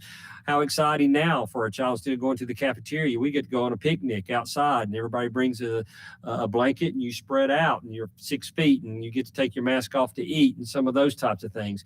I've seen where school systems are also doing some outside classrooms at some point, at 6 feet apart with each other, going outside and working where they can take mask off at that time. Because once you're outside, basically the mask needs to stay on. But if you're certainly 6 feet apart from each other and you want to stay 6 feet apart, then that would be a wonderful time for a break. We will work with our principals to make that happen. As Ms. Gordon said, we're going to work with our principals to run that school to provide a safe environment. I'm concerned about the hallways for junior high and high school when they're changing classes. You know, once again, I'm going to go back up there. We're going to have social distance whenever possible. Yes, the principals will stand there and they will remind kids. You may even have a teacher with a yardstick that might be out there and guiding people with a yardstick. Certainly not hitting them, but just guiding with a yardstick on staying 3 feet. Beat me. Can we do like a staggered bell schedule or something for different grades or anything? Well, So we and use once that again, number? here's the thing. Here's the thing. We have started talking to our principals about this. Okay. We have talked to our principals about this, about their schedules. We've talked about it. I think some principals have already got the blue tape going up to one side of the hallway and then going down the other side. We're not going to be in large groups. These are the fine-tuned things that we will work out looking at schedules and when you can dismiss, but we want to make sure the plan's approved first. That makes sense? And I'm not putting the cart before the horse, but yes, once that happens, Ms. Case, we're going to look at principals and they'll dismiss at different times. Walk down this hallway up this side. You want to come down this side. We'll have it taped.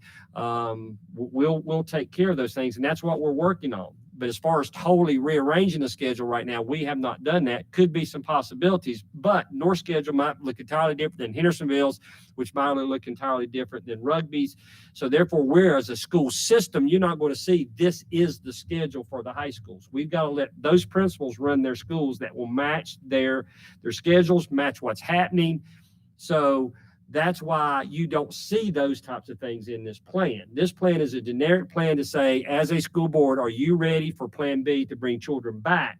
And then once you say that, you let us go to work, Dr. King, Dr. Bryant, work with principals to do that. That's why you don't see that here, okay? Well, like I said, when I say it's not done yet, it will be done, but yet that's the fine tuning that we need some time to do.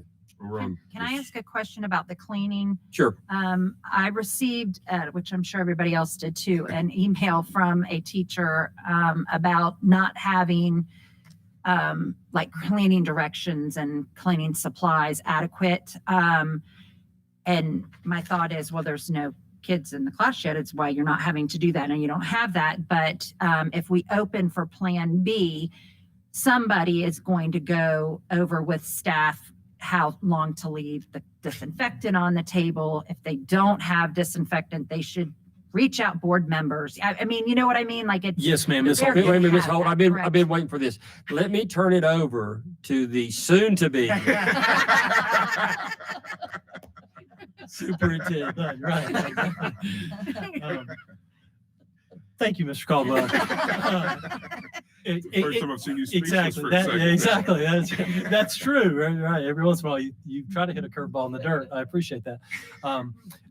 Exactly as you've mentioned there, so much of our explicit guidance as it relates to the expectations around cleaning, disinfecting, what those protocols are contingent on when students return. So we already have those documents crafted. We already prepared to conduct the trainings. We're going to talk a lot more about some of those safety protocols in place a little bit later. But at the beginning of the year, when we chose Plan C, our focus was on instruction. It wasn't on, hey, also 6 weeks from now, 8 weeks from now, we want you worried about how to clean your room or how to spray the space down, when that's not the necessary part of where our focus is. Mr. Caldwell said it perfectly. When we get to a place, when we have a, if you will, a date for when students return, then that cues additional trainings, whether it be professional development for instruction, for cleaning, disinfecting, other PD and otherwise. And so we're prepared to do all that work. Those things are at the ready, but we've really tried to keep the main thing. And while we've been remote, that focus has been remote instruction. Okay, that's what. Well, we're on slide 3 of 39, so let's And let's buses are included in that. Okay. You see, I'll sort of do that. And you've seen this before. This is a diagram, and it's basically describe what will happen. I think this case we kind of talked about this. Child gets scanned. Child is good. Child goes to class. Child's not good. We're going to get evaluated again. Child all of a sudden temperature's still up. Then we'll get. It's almost as Ms. Ford said. It's things we've been doing for years and years. For everything else, this is just we're just taking a lot more precautions with this one. That maybe we've done in the past with the kids, using grow-ups and those type of things. But yet, on the other hand, it's the same thing. We'll call the parents with. So, last time we were here, I said, as superintendent, I needed to know basically how many were going to basically go to virtual learning and how many would like to come face to face as far as parents, just to give us an idea of what we're looking at. I just want to go through the numbers. Really, the biggest one that you'll see right now is we're running about a 71-29. We have 71% of our parents Who said that they wanted to go face-to-face and 29 who wanted to go remote. Do we know like how many actually did that? Like, Yes. was that the total number? wait for the click. It's 12,000. 12,144. We had about 1,000 that we could not get responses to. which is an awesome sample size. Yeah, I mean, absolutely. that's an amazing I just- sample size. Right. Amazing. And if I So could clarify appreciate that. for the board, you all have heard this, but I think it's important for the public to understand as it relates to this. Were logistical data planning points. This was not a survey. It was not a vote. Certainly some of the feedback that we received was, how am I supposed to make a decision without that? What we were determining was what we have the capacity to serve. Capacity from a classroom standpoint, based on the recommendation, capacity from a transportation standpoint. We understand that many people in the community wanted more information to Right. say, if I'm voting for one option or the other, this data is not intended to represent Sure. people's preferences as it relates to voting for one thing or the other. It was simply, we need to determine if 78% of your population was planning to send their child to a face-to-face environment, depending on what that looked like, then that helped determine our ability to decide then how many days does a child get to come to school, and how many students can that individual school accommodate, or how many students would be on a bus as we go through that. So I think that's a critical piece of data as we sort of look at this as an overall. Because you realize the higher the remote, the more students you could bring back. Right. It kind of gives us an idea, and the higher the remote, the more we could transport. So therefore, it's two things. It's basically density, how many children you can bring back in the classroom, and how many can you transport. So none of those parents are going to be held accountable for what they gave on that first survey. In this or that case, it's survey. once again, it's grace. And if a parent will say, look, now that I have more information, I think I would like to come face to face, then yes. If all of a sudden they're saying, look, I'm still not sure, I think that just listening to it, I think I want to go remote, then that number will change. Okay. That's good to hear. And once again, it's just due to the fact that this plan will change. And just like we talked about the starting times, that's where we'll just adjust and make time. We just needed data. We Just needed data get a to starting collect. point for trying to get back to Sure. school. That's what I got a lot of phone calls on that. I don't know how to answer this. And I was like, we don't care if you like Plan B. That's not what we're asking. We just want to know, are you comfortable bringing your kid to school? Right. Then if you don't like Plan B, we'll adjust afterwards. But Sure. we just And need to know if you're for those 12,000, they know how they answered. Yeah. And so therefore, if they would like, and I'll make this statement and hopefully the press picks it up, but if they want to now after this presentation and you decide to vote for B and bring children back and they want to change it, please call your child's principal, call your child's teacher, say, look, I think I told you this, but think I want this. Is once again, communication. We're not going to do a recall. We're not going to call every parent back after this presentation, but as you as a parent, you know, the family knows what they said. So therefore, if they want to change it, certainly let us know. I'm going to go through these very quickly, 6 through 8. You can start to see the higher 6 through 8. You notice they're in the 31s to 69s. And I believe that the high schools had the highest with 33 and 67. Okay. Now, transportation, Dr. Bryant. Yes, sir. Absolutely. Just as a way of helping you understand how critical this data point is, as Mr. Craven was just mentioning, when we are under normal school operations, about 50% of our population rides a school bus. That's about 6,700 kids. When you look at this information, it helps us understand, okay, if you look at this data and you think about the recommendations that we're talking about, we know we've got the daily capacity based on those restrictions for our school bus numbers to transport 2,300 students with the routes that are currently designed. That's that one per seat or 24 children per bus. When you divide this out and you say, okay, well, of all those people who indicated that, if half of them were coming on any given day at max, that first half number would be just shy of 1,500. And then PM only, to consider the most students you'd have on the bus at any particular time, would be a little over 400. You'd be looking at 1,908 students. And so what we learned from that is if we were operating, say, on an A and B schedule, half of those who would intend to ride the bus, if their kids were coming, that our bus capacity could handle that at one student per seat. And then we drilled that all the way down over the next several slides to look at elementary age students and those numbers, looking specifically at that. You know, our daily capacity there is a little over 1,000. When you look at these students, that number would be 877 who would be attending at any given period of time. Because remember, that AM PM number is everybody who said, I'd use the bus in the morning and the afternoon. But we would not be bringing all of those folks back. We know that we can't in order that we'd be able to operate from a transportation standpoint. And so the next series of slides just show you how critical that data was to understanding what we were looking at from a middle school standpoint. If you divided those in halves, that would be 593. High school divided in halves, it would be 1031. And our daily capacity for middle school and high school buses is 1296. And so when you think about the recommendations, we're taking those data points to literally think about how many students can we serve, when can we serve them, and what would it take to operate based on the number of students that might come to school. So just to boil it down a little bit, Yes, sir. we have enough buses right now that we can run one route to be able to pick up every student and put them in one seat to get them in school that requested to be picked up. That's correct. Yes, sir. Okay. And so, as Mr. Caldwell said, those numbers are based on total capacities, individual capacities, and by grade level when we think about our element. Does that mean we might have to tweak some routes? Absolutely, because those didn't come in clean 24s based on where you live. But we can work that out. That's what our folks do well. Dr. King likes to remind me there's no group of teachers or instructional staff that we'd want to put to handle the challenge than our own. And I had a great meeting with our transportation director and our bus route coordinator this morning.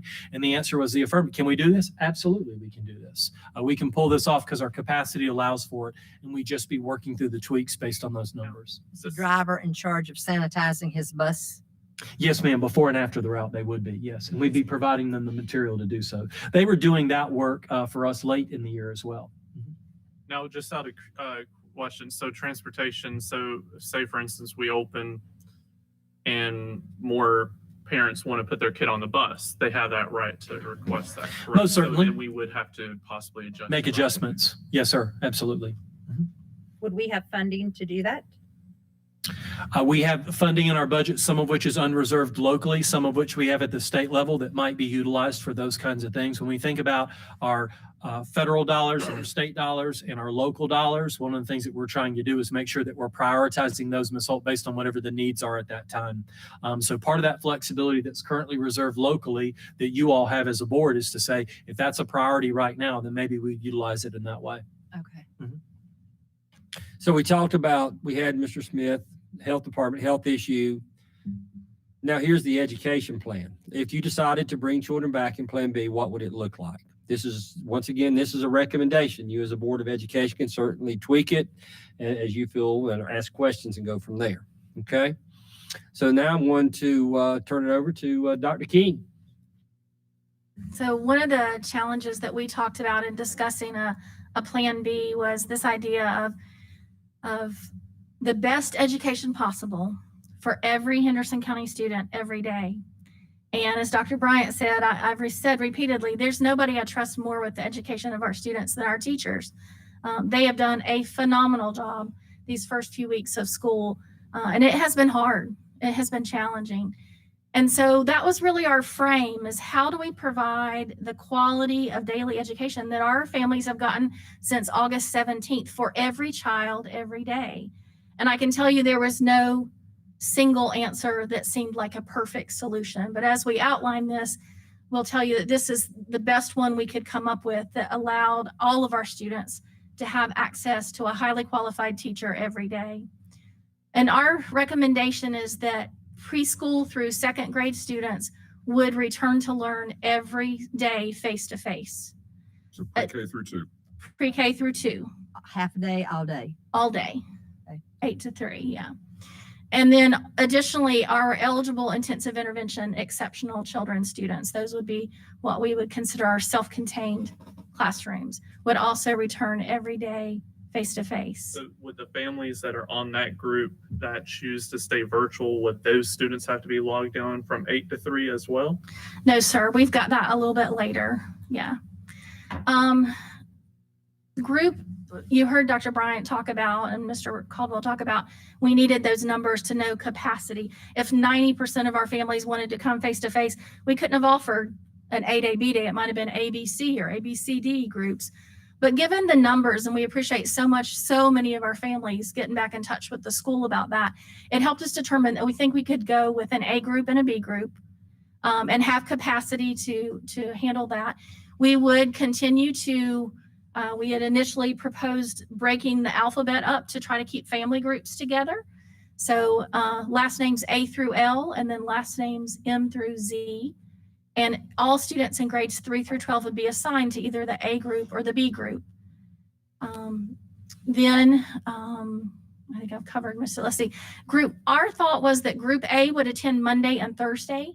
Group B would attend Tuesday and Friday.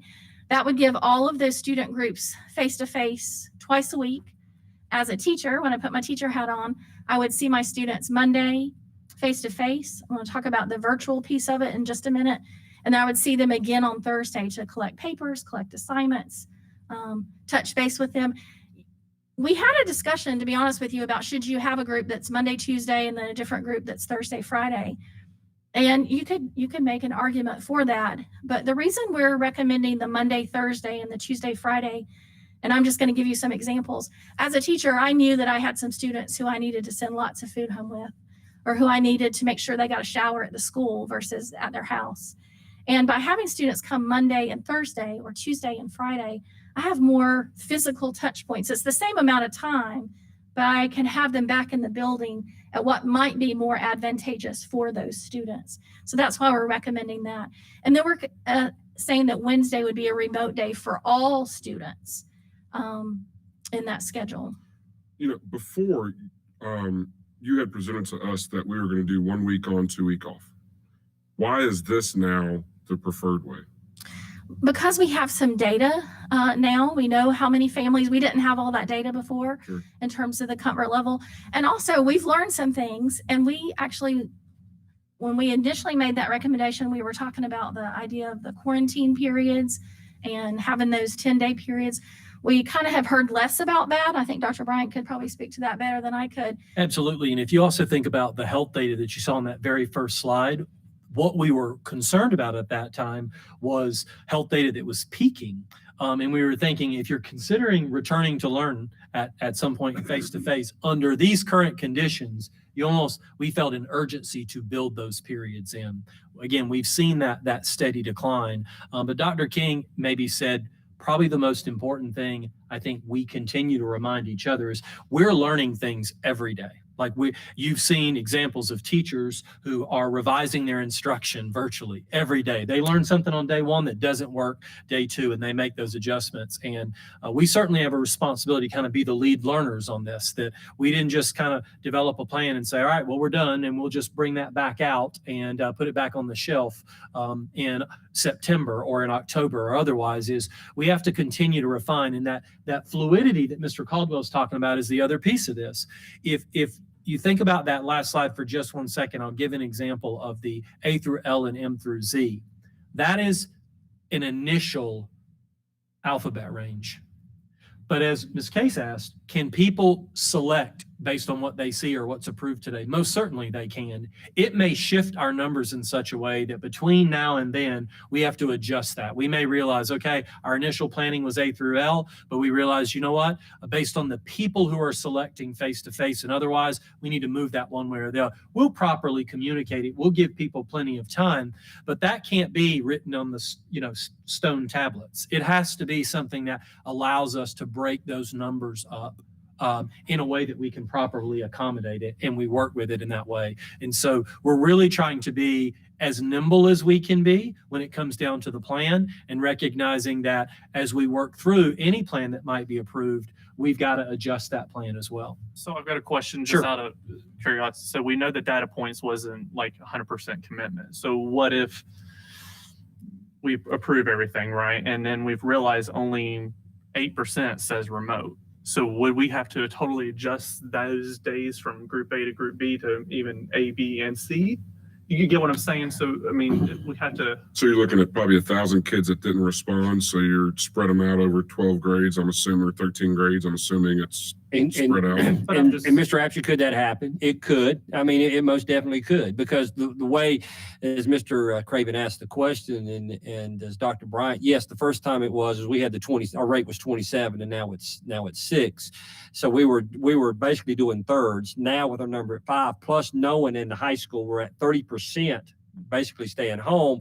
That's why now we feel like, as far as the density goes, we can handle 50%. If all of a sudden that goes up, sure. Do we have to change? But we could also have to change the other way.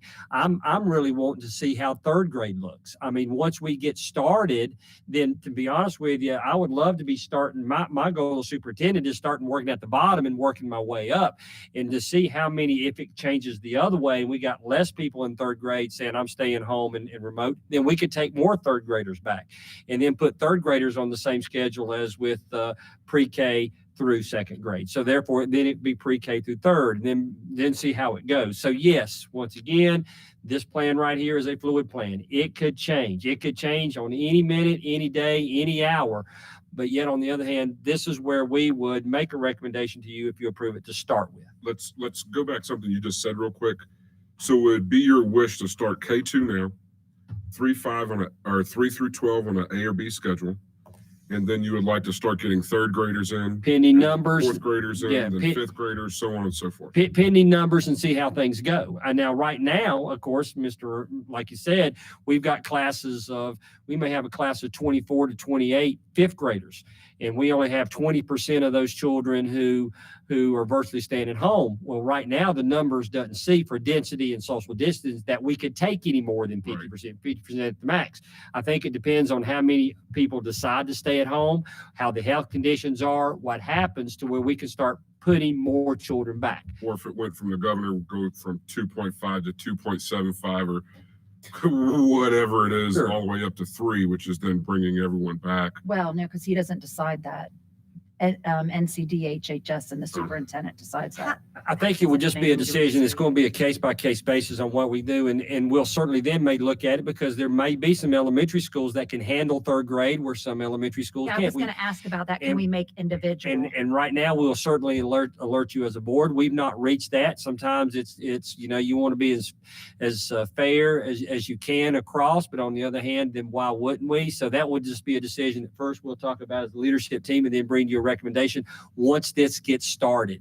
Like I said, there's so many unknowns that right now the what ifs is so hard, because right now we've not even ventured into day one. Once we get into day one, we'll know more about day two once we hit day one, and then we'll know more about day 14 that we could certainly talk to you about recommendations at that point. But if we approve Plan B, I don't see any need for you to have to bring it back to the Yes. board every time you Right. make a I agree. change. I mean, that I agree. seems a little Still Plan ridiculous. B. Yes, I'd want to know it, but Sure. Yeah, we're we approving don't have Plan to make a B. We're decision on it. trusting you to make the adjustments that are I agree. I necessary. agree. Now, if the Absolutely. governor all of a sudden says, or the North Carolina Department of Health says, okay, then you can go to Plan A if you want to. Well, then we would Yeah, have to be. Tom. But Plan B is, as you say, a very fluid plan. I would want it to be, because that bus might wind up with too many people. We don't Right. have to make. That's what we hire you guys. That's why the most important thing we do is hire new. How did you come up with 3 days and 4 days in between and stuff? So we talked about the need to have a staggered entry for a couple of reasons. We've already talked about in this meeting, taking temperatures, entering school, figuring out triage or isolation rooms. There's a lot of logistics to starting school back with students that we've never dealt with before. Transportation, all of those type things. So the idea was to phase it in so that we can learn as we go, and every day problem solve any issues before the next day. And so that really is the gist behind this phased in approach. I'm concerned about that it's not enough time for us or y'all to look into the things. And I really don't think the 6 through 12 should come all at one time, because we should learn from how many's in the halls and all that stuff from the 6 through 8, and then maybe won't make the same mistakes in the high school. So are you saying instead of 50% A day, B day, 25%, something like that for No, the first I'm, no, four? I'm not No, concerned about we're that. talking about I'm phasing concerned the about the dates. time Right. between. Oh, time to between start. them. Oh, Just Like- talk to us through the dates first. Let's The- talk about it. Absolutely. The date conversation, as it relates to the conversation we had about our leadership team, we'll speak to September 21st first. We heard from the board loud and clear, our youngest children, the urgency around our youngest children being in school as soon as possible. We also know from our elementary experience, one of the things that we're proud of and we celebrate is our elementary kids tend to be the most compliant. They're the ones who will do exactly what we tell them to do, exactly the way that we tell them to do it. And so when you think about the urgency around service, that is 1 week earlier than the end of the 6-week period, because we were really thinking about how much time is needed. The other critical part of this, and I maybe can't emphasize this enough, is we know we need at least 2 weeks to transition the models, notify our parents, and prepare for face-to-face instruction. I think we would unanimously say any time period be earlier than that would set us up for potential failure. You know, to not have that time to be able to properly shift from a fully remote model to some form of a face-to-face model would be very, very difficult for us. And so with that in mind, we also recognized if our elementary third, fourth, and fifth grade students were going to be on some rotation, that Thursday and Friday of that week, like Dr. King says, gives us a couple of days to figure out how that's working, our screenings, our coordination, and our protocols. But then it lets those students have kind of an orientation day before their first week starts. Mr. Caldwell always likes to talk about during the calendar time, if you can avoid starting on a Monday, do it. I believe it was your mother who gave gave you that advice. And so you look at a Thursday and a Friday, you let each of those halves in third, fourth, and fifth grade come to a day, get familiar and acclimated with the school. And then to follow that up on the 28th, that essentially was the end of the 6-week period. We talked to families back in July 20th about starting with a 6-week period of remote learning that we would continue to monitor. And while that was not a hard and fast date, it also recognizes who are the most capable of being successful in a remote learning model. And of course, those are our oldest students, our most independent students. And so it's really, again, trying to attend to the priority for our youngest children, recognizing that we need at least 2 weeks. Certainly the board can talk about where, God bless you, sir, that we would need at least 2 weeks to transition for any category of students, and then to follow up on that 6-week period that we were looking at. I just have a problem with 6 through 12 all coming because the buses and everything, you could sort of get those some of those problems that you're going to see at the middle schools ironed out and just not face those at high school, because it's going to be something when you get those halls and the kids and, and not having all the kids in one room, because they're going to have to change classes. And I have a real problem with 6 through 12 coming all at one time. So what is your suggestion? At least give, several days in between. Take your 6-8 and see how it goes. And then, give them 2 or 3 days there at least before you bring the high school in. But aren't they in different buildings? They ride the same buses. They ride the same bus. But the They have same the bus same is going cafeteria. to be one, they have the same cafeteria? At North. Well, it's kind of Easton. split up, right? Well, 6 through, but it's yeah, still, yeah. I mean, 6 through 8 they have their own dining room and. But the and buses dining are going to room. be one kid per seat. One kid per seat. So what's different from that from any other 3 through 5 or any other grade? I don't understand the difference. I think what she's trying to say is not to try to rush into it and then come up with a problem that we have to totally, put a lot of pressure on the teachers or administrators to try to figure out, like, if something didn't work during the K2 time, right? It might take a little bit to try to figure out what details would make it work for. I think 3 the to animals 5. are so different from middle school to high school, from elementary to high to middle. Guys, we're dealing with something that nobody has ever dealt with before. I mean, we're not going to have the answer. And we're not, and by changing things to try to answer things, we might create other challenges. If we're going to choose to go to Plan B, I think these individuals here, they've spent, I don't know how many hours thinking about this and discussing this and planning this. And I don't know how many people they've talked to. If we decide to go with Plan B, we need to take their recommendation and go with it. And you know what? It's not going to be perfect. And everybody's going to say, Jay, I told you. I'll take it. But we're all going to decide as a group what we want to do. But you know what? When we learn to walk, we fall. What do? We get up. We skin our knees. What do? We get up. Has anyone learned how to ski? You go downhill, you start on the bunny slope, guess what? You fall. You snowplow all the way down. But you know what? You keep going and you keep going and you keep going and you work at it. And that's what we're gonna have to do here. But I don't want to question them and then change things, and then we're gonna create other things possibly. Let's see what. But if you can stop a problem and your kid falling flat on their face, you grab at them and whatever. And I'm just saying, I can see I think where we my can thing learn is, stuff. I've got some comments about the schedule part, but I'm curious to see how in-person and virtual is going to work. So I want to hear more about that before I say more of my comments on that schedule. Before we get there, I love math, as all of you know, because it's very simple. It's not objective. It's simple. So if we go back a couple of slides, I believe it was 66% of our high school kids said Right. they wanted to come back in person, right? Right. So what's our largest high school? How many kids? West? Let's just do 1,000. 1,000 kids at West? Well, I think right now it might be 1,100. 1,100. I was gonna make the math easy for you. Well, thank you. Make it easy. So you're looking at 750 total kids that said they wanted to come back. Let's give or take. But we're going to cut that in half by going on a plan A and a plan B day. So you're looking at 375, 350 kids or so max that you're going to be bringing on those days, correct? That's less than you're going to be bringing back in your elementary schools, right? Am I right on that? Close, yes. I mean, you're going to It's have about the 300 or so for K You're through. Right. It is, the one piece that the reason we say close is demographically it is different by elementary school. So while the Sure, overall sure. elementary is in And that. Marlowe's bigger than. Yes, sir. I got you. And they have a disproportionate remote learning response rate to, say, a different school in the system. But yes, sir, on average. Okay. Yeah, and on average, you look at the high schools, we look at basically classes of 30, and then you take that 30% out.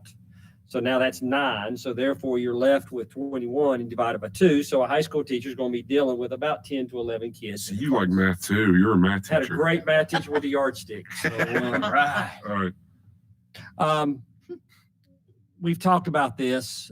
We've talked about the staggered entry, and we certainly understand what your concerns are, Ms. Case. I have to say this in this work right here. I've talked to numerous superintendents across the state of North Carolina about their plan B. Most of them, some of them who had the staggered starts, they lumped 6 through 12. I didn't hear of another superintendent, and that point has never come up. It might need to be a valid point, but for me, in the research and my conversations, some of them staggered, and that's why I jumped to one superintendent did 25%. The first week did 25% of the high school kids and 25% of the middle school kids, just to kind of get them trained, and then they did A day, B day. But yet on this part right here, basically 6 through 12, when we looked at it, they're all lumped together through my research. Okay, and a lot of them are being very successful. Keep going. Plan B. Dr. King. So this is what Mr. Upshur was asking about, what does it look like? And again, we kept going back to that challenge that Mr. Caldwell put in front of us, which is how do we provide the best education for every student every day? We looked at other plans that are in place in the state. And what some people quite honestly have done is to have the students who are face-to-face, and then they just give assignments to kids who are not there, which can cut your teaching time. It can cut your curriculum in half.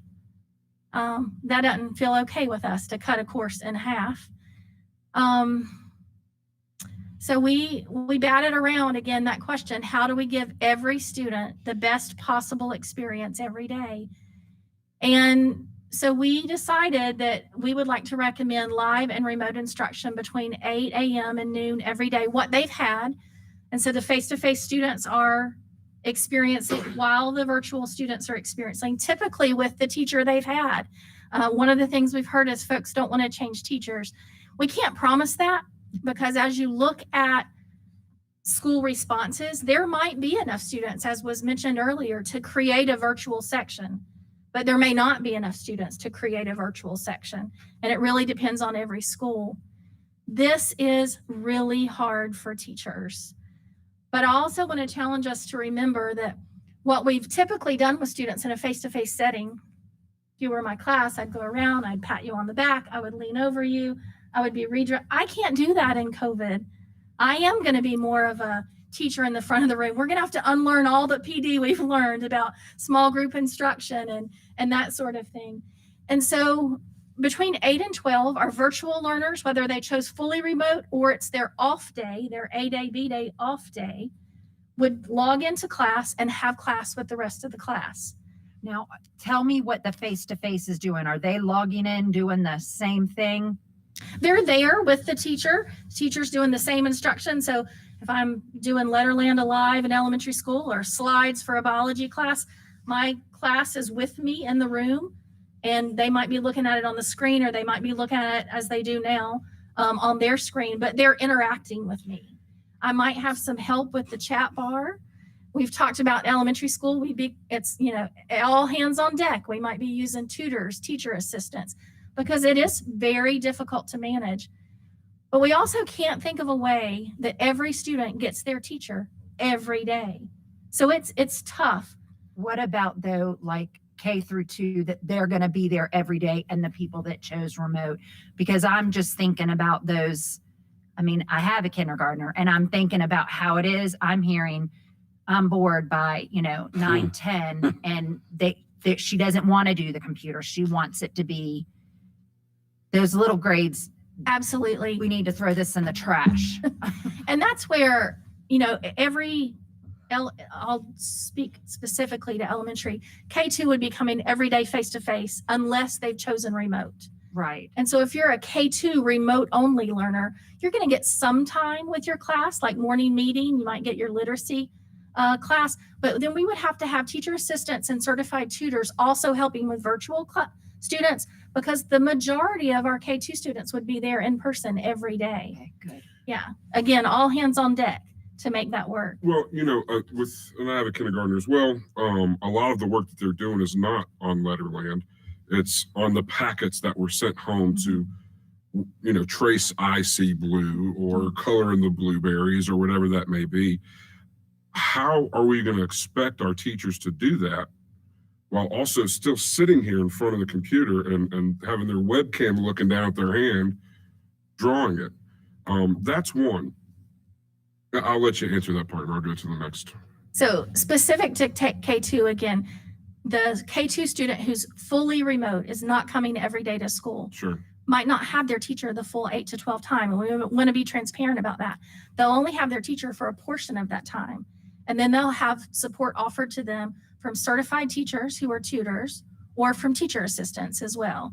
But they won't have, if the K2 teacher is teaching kindergarten and they have their half a class with them that day, the remote learners and the fully it's They'll have only all of it. virtual, Yeah. because they have everybody who comes every day. Again, it will be everybody at the school in that elementary school is having to help with K2 remote for sure. All right. I'm about to step in it real quick, but I might need Mr. Fender, our technology guru's help on this one. So my wife teaches at Blue Ridge Community College, and they teach a hybrid flex model, right? And so they have 4 or 5 students that are Zoom, and they've got 7, 8, or whatever, however many that's live. But they also have a camera in the back of the room like we have here. They have a microphone drop so that they can hear what's going on. And then they have several screens so that she can see who is talking when and what, so everybody can be interactive. In my talks with the county commissioners, they said that money's not an object if we need something to get kids back in school. How much would it cost for us to get similar systems in our school? Now, I know we have way more school classrooms than Blue Ridge does, but is that a thought that we've talked about? Because if that's something that can make, my biggest concern with this is that the virtual instruction is going to be subpar at best, right? And we're going to hear it. So how can we enhance virtual learning if we are to go to this plan B? Because I don't see this as being something that's going to stop after this virus goes away. I see this as being a part of education into the future, that we're going to start using virtual days or snow days or whatever the case may be. So have we looked into getting cameras for the rooms, getting microphones, getting screens so that we can have a more immersive virtual experience? So I'll let Mr. Fender speak to the technology side of it. But in terms of instruction, we knew up front that it would not look like Hollywood produced instruction. We've been very upfront with that. And kudos to our teachers, many of whom have bought light rings out of pocket, and I don't know if you've seen them, they've, rubber banded their cell phone to make a document camera online. They've done a have great job problem with what they solved have. and done Absolutely. amazing. That's right. So how can we help them? And so I appreciate your question, because I don't think the instruction itself will be subpar. I think that potentially we could and have had some technology issues to overcome. So I'll let the technology fairy talk about what that would cost, because I have no idea how to Yeah, estimate I that. didn't mean that the instruction would be Yeah. subpar. Sure. I know our teachers are working as hard as they possibly can, but how can we possibly expect our teachers to go A day, B day, virtual day, 8 to 12? They're only seeing these kids from, the K through 2 that decide to stay home. They're virtual for 8 to 12, and they've got this person and that person. Then they've got these other kids from 12 to 3. It is a disaster waiting to happen, right? So how do we make sure that we don't forget we want to give every single kid the best education possible? And I would like to know, have we looked into it? How much would it cost? How quick could we get that technology in our schools? And I'm willing to write a letter right now to our county commissioners that said their pockets were open to get us whatever we needed to get in school.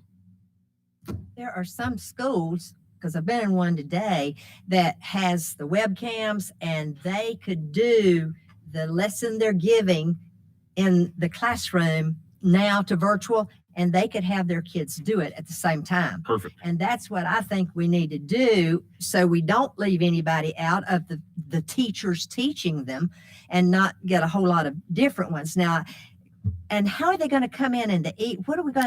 Are you getting to that? What we're going to do with those kids in the evening? The 12 to 3 for the face-to-face students, yes. Okay. When you say But- evening, what do you mean? That you have 8 to 12. Sure. And then that they give an hour for lunch or whatever, and then they go in the evening. And that's when these kids have been coming in one-on-one with the Sure. teacher and whatever, maybe virtual, whatever. What are we going to do? Because the teachers are still going to have those K2 there Right. all day and 3-5 there all day. How are we going to get those virtual kids in there to get that special? That's what Wednesdays are for. That's why everyone's doing Wednesdays for virtual. And And that's then, K through 2 is going to be Wednesday virtual? well, K through 2, then we'll just have to work those virtual families out. We'll have to deal with how we're going to get some of those students who are virtual in. And as Dr. King says, we may have to flex some people's times, because if they're virtual, which means they don't want to be around, then they'll have to come from 4 o'clock to 6 o'clock. And we've talked about that with principals to flex some people's time to see how that's going to work out. I've got to remind everyone, this is Plan B. If you remember, we talked Yeah. about this. B is for Bayer. I'm just telling you. Sure. Okay. It is, you're right. And my goal as superintendent is to provide for all children the best education every day. Now, there's going to be some loops. There's going to be some misses. We're going to do the very best we can while we're in B. We'll certainly start looking at the numbers for the technology. I can tell you it will be huge as I'm not far as the worried about number. I know you're not. Not worried about We will look at it.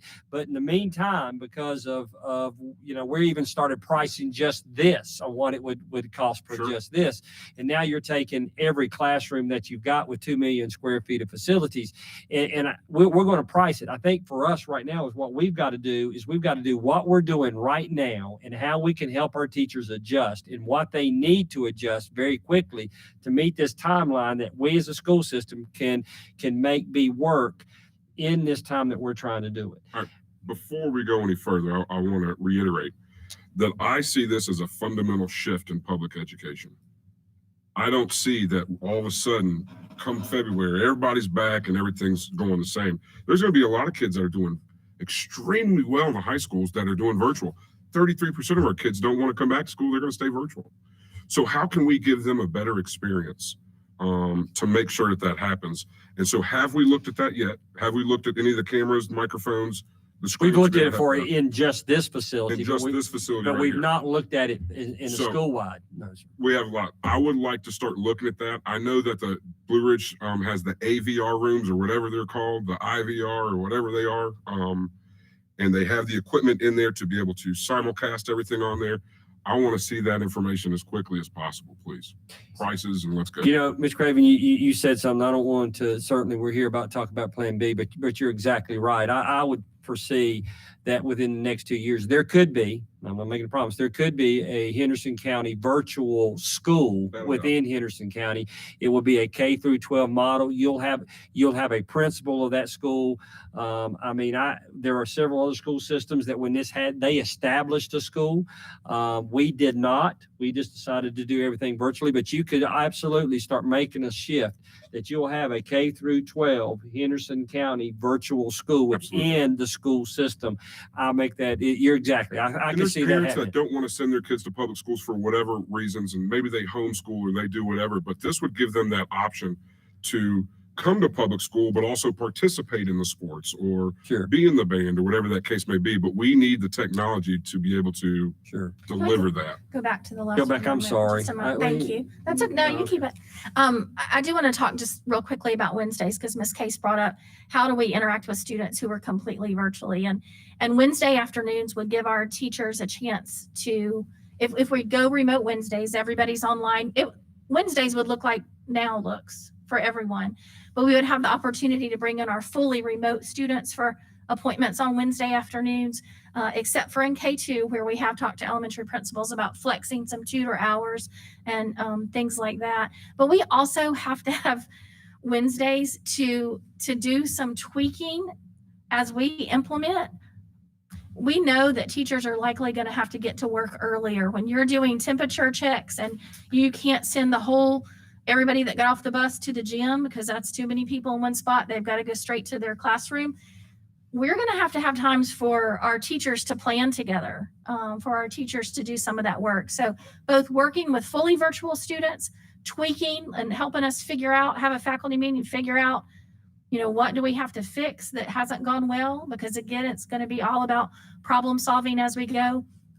But I want to mention that third bullet before we change, which is if on the A-Day, B-Day, when our students who are there face-to-face and the virtual learners log off by noon, that 12 to 3 in the afternoon gives us, as we said, small groups. In a high school, you might be talking 10 or 11 students. It won't look like school as usual because social distancing, but it will be engaging and interactive. You can do science labs. You can do language labs. We can have what kids are missing so much, lunch together, recess together. And so there are great opportunities by having those students in small groups in the afternoon. So let me, so now since we saw some of the virtual part, this brings up why I was talking about some of my things, my brain's been going blah. Anyway, so when they're in person and you're wanting the virtual to log on at the same time, so pretty much in person's almost going to look like online. It'll be 8 to 12, all the major classes, and then the 12 to 3 will be like the extra stuff, pretty much is what you're saying for everybody? No, we've talked to principals about what that 12 to 3 schedule would look like at their school, how it would be scheduled, and it would be a little bit different at every school, to be honest. It certainly wouldn't look the same in elementary versus middle versus high. And when the in-person learners are learning at the same time as your virtual learners, we already know that part of the frustration that some parents have felt with virtual was they want that interaction with the teacher. They want that visual cue, which is very different when there's 24 faces on Google Meet versus the look that the teacher look. And we've all experienced on the receiving end, the teacher look, right? Like, you know what that teacher look is. Yes, ma'am. And so when we can have our learners face-to-face in whatever capacity, because certainly Plan B does not allow 13,000 students back in the building, it will be beneficial and valuable for the students who are in class because they are having more interaction with the teacher than you can have online, but also give our students who it's their off day or their virtual access to new instruction, new content, formative assessment, those things that we can't give them unless they're logged in with us, or we're trying to give our fully paper pencil students. So, and that brings up like Dr. Case brought up earlier is, are we jumping too fast to bring everybody back at one time? Because with all this trying to figure out, you're we switched all the teachers, which they did a great job going to all virtual, all hands on deck. They did great. But now we're trying to have them switch to a whole different type of learning. They're going to try to do the lesson plans for virtual and in person at the same time, and kind of getting all the other people involved to do that kind of stuff at the same time of doing everything in the North Carolina toolkit. That's why I think, I think everybody on this board agrees the elementary is important, but I just don't want us to get rushed into, I like to do things right. And if we can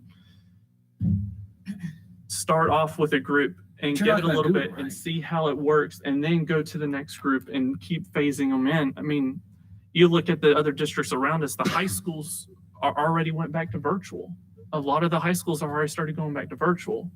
I mean, we know the elementary seems to be all right. I just don't want us to, I feel even with that, a lot of the kids that are on virtual will get a less quality education than they are now, with just having that live and remote and asking the teachers to teach both. Well, there is no doubt it is a difficult model to teach in. I will not deny that at all. But in terms of student learning, we don't know a better model in terms of giving students new content, access to their teachers every day. How otherwise would we do be?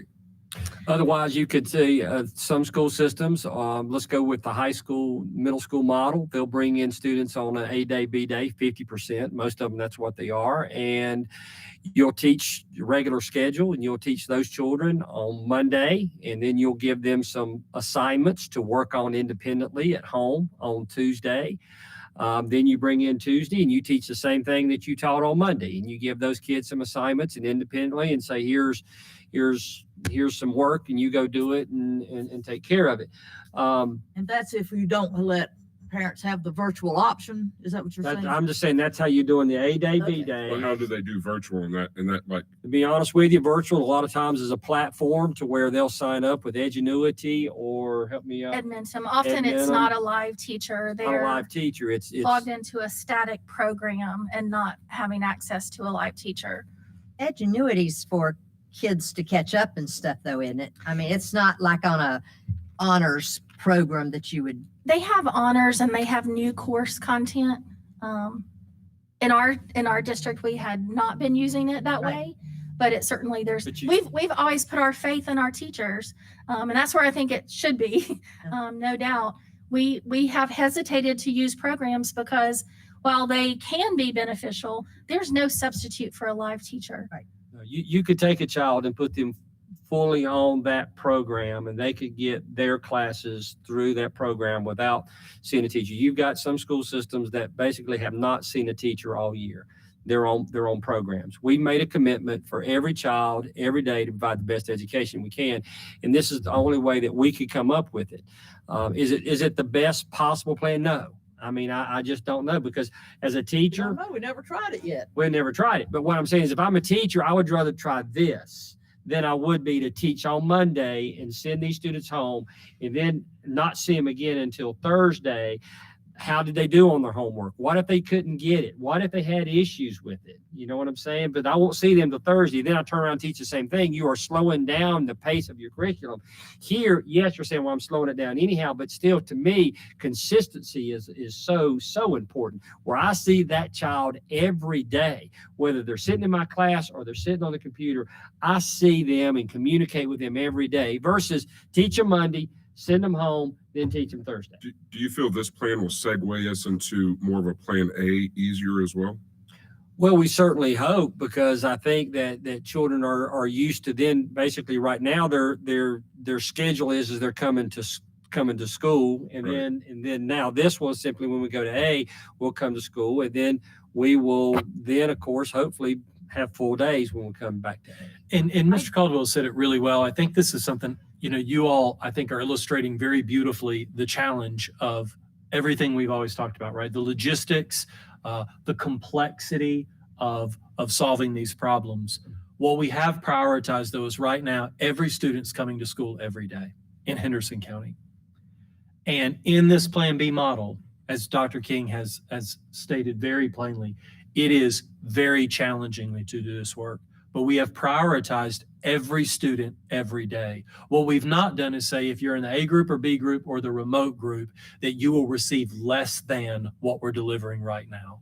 And we're making a full commitment to 13,000 kids by saying, yeah, it's going to be hard. It's going to be really difficult. And we are going to have to adjust and maybe make changes that will allow us to improve upon that on a daily basis. But we're not saying because you choose remote, you're going to get less than the kids who choose face-to-face. And we're not saying because you're on an alternate day that you're not going to have some opportunity to connect with your teacher. So the debate for us inherently has been, we know it's difficult, right? But show us something better. Show us something better than this. We've seen a lot of other options that aren't better. They might be easier. They might allow people to not have to be as innovative with some of the work, but they certainly aren't better than what we're talking about for our kids. And this will require a tremendous amount of lift by our teaching staff, by our support staff, by our administrative staff, by our families, by our kids. But it's a shared lift, right? When we make that comment about all reaching out, so we're going to figure this out together. We will fall down, but we will get back up. That's what we do. And we will protect ourselves from making those big falls by supporting our people. And so I think it's helpful to know we've not seen a plan that we feel like is better for our kids. We've seen other plans, but not a better one. Have we? So I have some questions. So are you telling me that, and I'm worried about K through 2, that their day is pretty much going to look like it does now, except for they're going to be in school with their teacher? No. In K2, because those students come every day, Right. face to face. And then But they'll also have their teacher will have a virtual kids they will have a too. virtual, and the virtual kids will join the class for a portion of the morning. Okay. But then the virtual kids might be given to a certified tutor who's a teacher to do some work while the teacher's working with the K2 students who are face to face. A teacher assistant, a specialist might take over some of that virtual time. So K2 will look a little differently for a fully virtual learner than it does for face to face. Okay, because not to discount the parents that want to keep them virtual, but that's their decision. They want their kids virtual. That's their decision, and not that we shouldn't deliver a good remote option. We absolutely should, but I don't think we need to hold those K2, or if it grows to 3, whatever, kids back from getting out of this, because all of the stuff I have seen, all of the emails I've gotten, phone calls have all been, and they've been little. My little kid is having a problem with the computer and being on it all day. I do not want K through 2 sitting with this just like they are now, because then we could just run daycares and we'll just run them everywhere and everybody will do. And I'm not talking about the older kids. They can handle this. I've got a 3rd grader that's handling it fine. I've got a 11th grader that's handling it fine. I know the little kids don't. So that's what I'm really concerned with, is that because their parents, they don't have the ability to be there Monday through Friday, or they have the ability, but they don't want to. That's their choice. And we can do a virtual classroom for those children. That's just a virtual classroom, and let the kindergarten through 2nd grade kids that they're going to be there every day really do kindergarten 1st and 2nd. And I know we're trying to do what's best for everybody, but I don't want to sacrifice anybody while we're trying to do what's best for everybody too. And so it just gives me, with the teeny tiny kids, it gives me great pause. If I was a parent hearing this and you're saying the virtual is going to get somebody else and not the teacher, I would be upset. They will have, 50% of the people are going to be upset no matter Well, what. I know, That's but true. It doesn't really matter. But the equity of education and everybody getting the same education. they will have a portion of their instruction from their teacher. But we've already heard from parents, it's very difficult for a kindergartner to sit online for 4 hours. Oh, I can't have it sit down for 10 Right. minutes without laying down. And they don't get at up, school pick up your either, crayon. just to Don't be break it. clear. They don't sit still Well, sure. for that long either at school. But I think But- everybody sees that kindergarten through 2 and elementary, we know that values more from in person. And there would be all hands on deck for, we don't want any kid to drop through the cracks, no matter the learning modality they're in, face to face or or remote. We want to deliver the very best literacy instruction. What we're saying is that if you choose remote in K2, you will have access to your classroom teacher, but you'll have other people helping with that virtual classroom as well. And I know certified tutors 9 times out of 10 is a retired teacher who's Right. got more experience than the classroom teacher. And I realize some of these parents are picking virtual because they have health issues. Right. Their kids have health issues. I get that. If there's, 4 out of 20, I don't want to hold 16 back because they can be getting that hands-on and not doing the virtual model with them. That's what I mean. by And that. that's why we're trying to do the best. In this case, you're exactly right. I mean, for those who are in the K2, but yet on the other hand, as Ms. Holt said, you've got 16 kindergartners in front of you. There's no way that you can teach for 4 hours with 16 kindergartners there and doing the same. Now, do they still want to be a student of Mills River Elementary School and go to that class meeting and then do the calendar activities with the teacher in the class while the whole class is there? Then that's a possibility. But then when they start reading, the virtual may go into K2, go with a tutor while that teacher now is working with those 16, because the K2 is a little different than the 3 through 12 because of the 16 kids they're going to have in front of them. Mhm. That's why the virtual will be just a little different than you will be in a high school. High school, I could see you sitting there, you're teaching to the 10 here, you've got 10 online, and you've got 6 on virtual, you've got A, B, and the C groups all there. I could see that happening, okay? And so that's, to me, the best possibility that we can get for the consistency throughout the day. That K through 2, you're right. There's no way, in my opinion, there's no way that a kindergarten teacher can have 16 kids in their class, but also be tied to the 3 or 4 that's in her class virtually for 4 hours. Yeah. There will be times they can still be a part. They can be a part of Mills River. They can still get the announcements. They can still do some things. But this K through 2 will start the morning, but then other teachers, certified teachers, will help them throughout the day. Can we, I think it would even make some parents feel better with virtually. Can we designate, I know we don't like to move students around, but can we just go ahead and take those virtuals, like Amy was saying, and give them their own teacher and have that one teacher teach virtually for the kindergarten? And then, Here's the issue, Mr. Absher. Yes, no, and maybe. I don't mean to be I know. flippant you by don't that, but know. right I know. now, I can't tell you. At some schools, that might happen. I've talked to Right. one school that right now they're 40%. So 40% of their kindergartners want virtual. They could actually change their roles and make it happen at that school. Okay. Once again, at another school, they're at 10% or 11%. You can't pull enough out of each one of those classes. Yeah. You see what I'm saying? You might have 3 here, 3 here, and 3 there. Well, who's going to teach those 9? Because you can't pull one of those 3, because now you've just overloaded that kindergarten teacher. Now that kindergarten teacher is going to have 26 or 27 kids in there. And then you turn around and you say, well, let's combine this school and that school. Well, once again, you still might not have enough if you only pull just a small amount from each one of those teachers to be able to pull a teacher. Financially, I would love to say right now, as superintendent, I'm going to give you 3 kindergarten virtual teachers, 3 virtual first grade, and 3 virtual, and try to find 9 teachers. And there's the letter that you could write again if you'd like to do that. For that, I will However, write it. However, here's the issue. I can't tell you how long we're going to be in B. I know. And there's your commitment, because if you there's nothing worse to start something and then pull it out. So therefore, I don't want to start that with trying to find funding to hire 9 virtual teachers. And then in December or January and February, the funds run out and we're still on B. That's the issue. And I don't mean to be flippant about maybe yes or no, but right now it might be individual schools. It might be we could come up with something once we get into it and see the numbers. There may be some changes through that. well, and that's what I think this just makes it more of, what if we stretched out those groups a little bit longer period of time to give you that opportunity to see the hard numbers? And, when the kid, like you said, when they commit to virtual, they're committing for the Right. rest of the semester.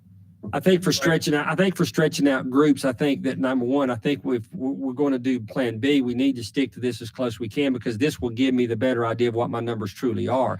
If I start trying to stretch out numbers and then bring them back, I'd like to go ahead and start with this to see where the numbers are. Okay.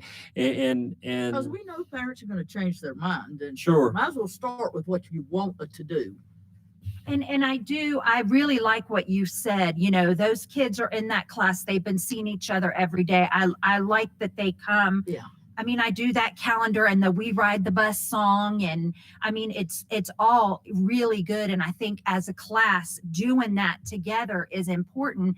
But then if we can just somehow where, I don't know that it's maybe there's more assistance in with the kids, with the hands-on types. I just don't want to lose that hands-on touch at the little. we do the great work of Dr. King through the CARES Act money. We put some money aside to hire additional tutors. You did. And this is exactly where we'd start putting those people to work with those children. Yeah. We could start looking at once the numbers come in, once school starts, looking at CARES Act money. It might be, we might be able to say, look, our kindergarten virtual kids are rising. We might be able to hire one kindergarten virtual teacher that will take care of Etowah, Mills River for those parents. Some parents, though, it's really funny. Some parents want to stay with Mrs. Holt as the teacher and do the calendar and do the bus riding song and then have a tutor to come help them with the reading, have a tutor come help and stay with Mills River versus Right. pulling them. I And agree. right now, I know we can't please everyone. So here's what we need to do is start, and then we will certainly crawl before we can run. Okay, so we asked for data from the parents. Has this plan at all went to any of the teachers to even see what their feedback would be? We have talked to principals about this plan. I mean, because if we look at even a lot of our emails that we got, even personally, a lot of our teachers are frustrated because they did not know the plan. Well, there is no We didn't, plan. there wasn't a We're doing plan. a We plan didn't right now. know it. We couldn't know, tell them but I'm just something we saying. didn't know. But we're asking them to do totally something different without any feedback from them. Well, We're I asking them to agree, do their job. But We're yeah, asking them to do something that is really, really hard, but it is different. And like they say, we've never faced this before. And yes, it's going to be hard. They might come up with something that'll be equally hard for somebody else it's going to be hard. But this is, unfortunately, we're asking them now to do their job in a very different way. Let me kind of say about this as well, especially for all teachers. When we start talking about it, it is going to be difficult. And that's why we keep saying the 2 weeks. We can't all of a sudden, please don't ask me to flip this and let's start this. Today's Tuesday. Let's start it next Monday. It is a heavy lift and it's going to take some time. But, it really took some time when those teachers all of a sudden started doing virtual and they built their own little studios. Well, some of them now, I was talking to a principal, they've talked to their teachers about it. Okay. Now, I'm not saying for all, but some principals have talked to their teachers about it when we said this. And now they're saying, yeah, I can do this. I'll flip my studio around and now I'm facing the kids and I'll have these kids here and these kids here, but that's going to take time. That's why we need at least the 2 weeks to get this started. Also, you're probably going to hear that we will not bring in, we'll probably not have any, and I'm kind of going off here, but my recommendation will be for the next, once we do this, for at least when you start bringing in the kindergarten at 21 on September, for at least the 17th, the 18th, for that afternoon, there'll be no appointments. I've got to give our teachers at least those i.e. afternoons as work days to go ahead and start preparing for this. Because right now our expectation is for them to take appointments in the afternoons. Well, right now, like I said, at least the 17th, the 18th, give those afternoons off for those teachers and maybe even the 16th. So they can work to make those things happen for K1. Let's go through the schedule, what you have planned so far. It's an abbreviated schedule from what we've. This is an abbreviated schedule, and this is Dr. Bryant, so I'll let him. here you go, Superintendent. Specific to the calendar that you see in front of you, it really just kind of outlines a couple of things.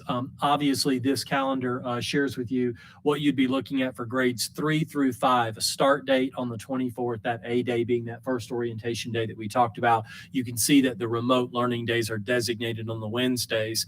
We preserved an optional teacher workday in October. You may remember in the original calendar that you approved, that was a virtual learning day. We feel like we've done a few of those, so we don't need that day in the calendar. But that October day is the end of the quarter, when teachers have historically had conferences with students and families, when they have submitted grades, when they're finishing up a 9 weeks. So we're preserving that quarter for them. Families would have expected it to be a non-student day already, so we can work accordingly. On the second calendar, you'll see grades 6 through 12, again, a start date not to begin before the 28th. Similarly, AB days, we felt like there was a lot of discussion about how those days should be scheduled and coordinated, but ultimately we knew it was critical to keep families on the same schedule. So if you are divided by the alphabet, you don't want to have a different alphabet for your child on a different day. That just wouldn't seem to make sense. So we were trying to maximize that schedule and keep it consistent. And Mr. Caldwell has already talked about that part, about it being something that we would want to attend to in order that we could pay attention to our youngest grades and move them forward. This is generally something that Dr. King would share with you, but I want to just kind of remind everybody, we are required to maintain a fully remote option. We've talked about that as a fully remote option. It will continue to exist for our parents, our families, and our students. What we're asking of them, of course, is that they would make a semester commitment if they choose to do so. So if the board were to approve Plan B right now, while there is time between that period of time, the 21st and the 24th and the 28th, once you made a commitment, it is very challenging for us if you go back and forth between those options. We know that there are going to be case-by-case situations that would change. Great example, a family called, spoke with us and said, listen, right now I'm able to support remote learning because I'm out of work, but I'm looking for a job. And if and when I can return to work, I would want my child to be able to go back to face-to-face. So I'm remote until then. Would they be able to do that? Of course, we would allow them to do that. But we wouldn't want families to be bouncing between the options, because that would create real challenges for teachers in terms of the instruction that they're delivering, transportation and otherwise. So should the board approve that, we're directing again people to that return to learn information. But you can go person to person to virtual without too much difficulty. Yes. Yes, sir. Absolutely. To move to a virtual option is far more conducive than Difficult to go from virtual to face to face. Yes, Yes, sir. sir. But Well, that's still the same and- as last time. And I would imagine, I mean, we're going to have cases, right? I imagine that course. there might be parents that are like, I can't deal with this. I need just fully, remote. And Take 'em. that's completely different than saying, well, I chose remote, but now I want my kid there. Then we got to make adjustments. It's really more about, you can really choose remote anytime Mhm. based on your personal circumstances and otherwise. But once you choose remote, you're choosing it for the semester. Yeah, absolutely. There have been, of course, lots of questions about safety measures and having an understanding of what safety measures are in place. Some of you guys have been in our school buildings. I know Ms. Case talked about witnessing remote learning today and watching one of our outstanding teachers deliver that. You can see a lot of the branded signage, not only that we have outside this building. I give that credit entirely to Molly McGowan Gorsuch when it came down to that messaging being in our schools and being very visually consistent across schools, and also being on message for what we were talking about. You can see examples of what we historically are calling right now sneeze guards at our main entryways. Traditionally, our visitor interaction spaces. So when you go to a main entrance area, a front desk receptionist, this is at Hendersonville Elementary School, you see that initial look.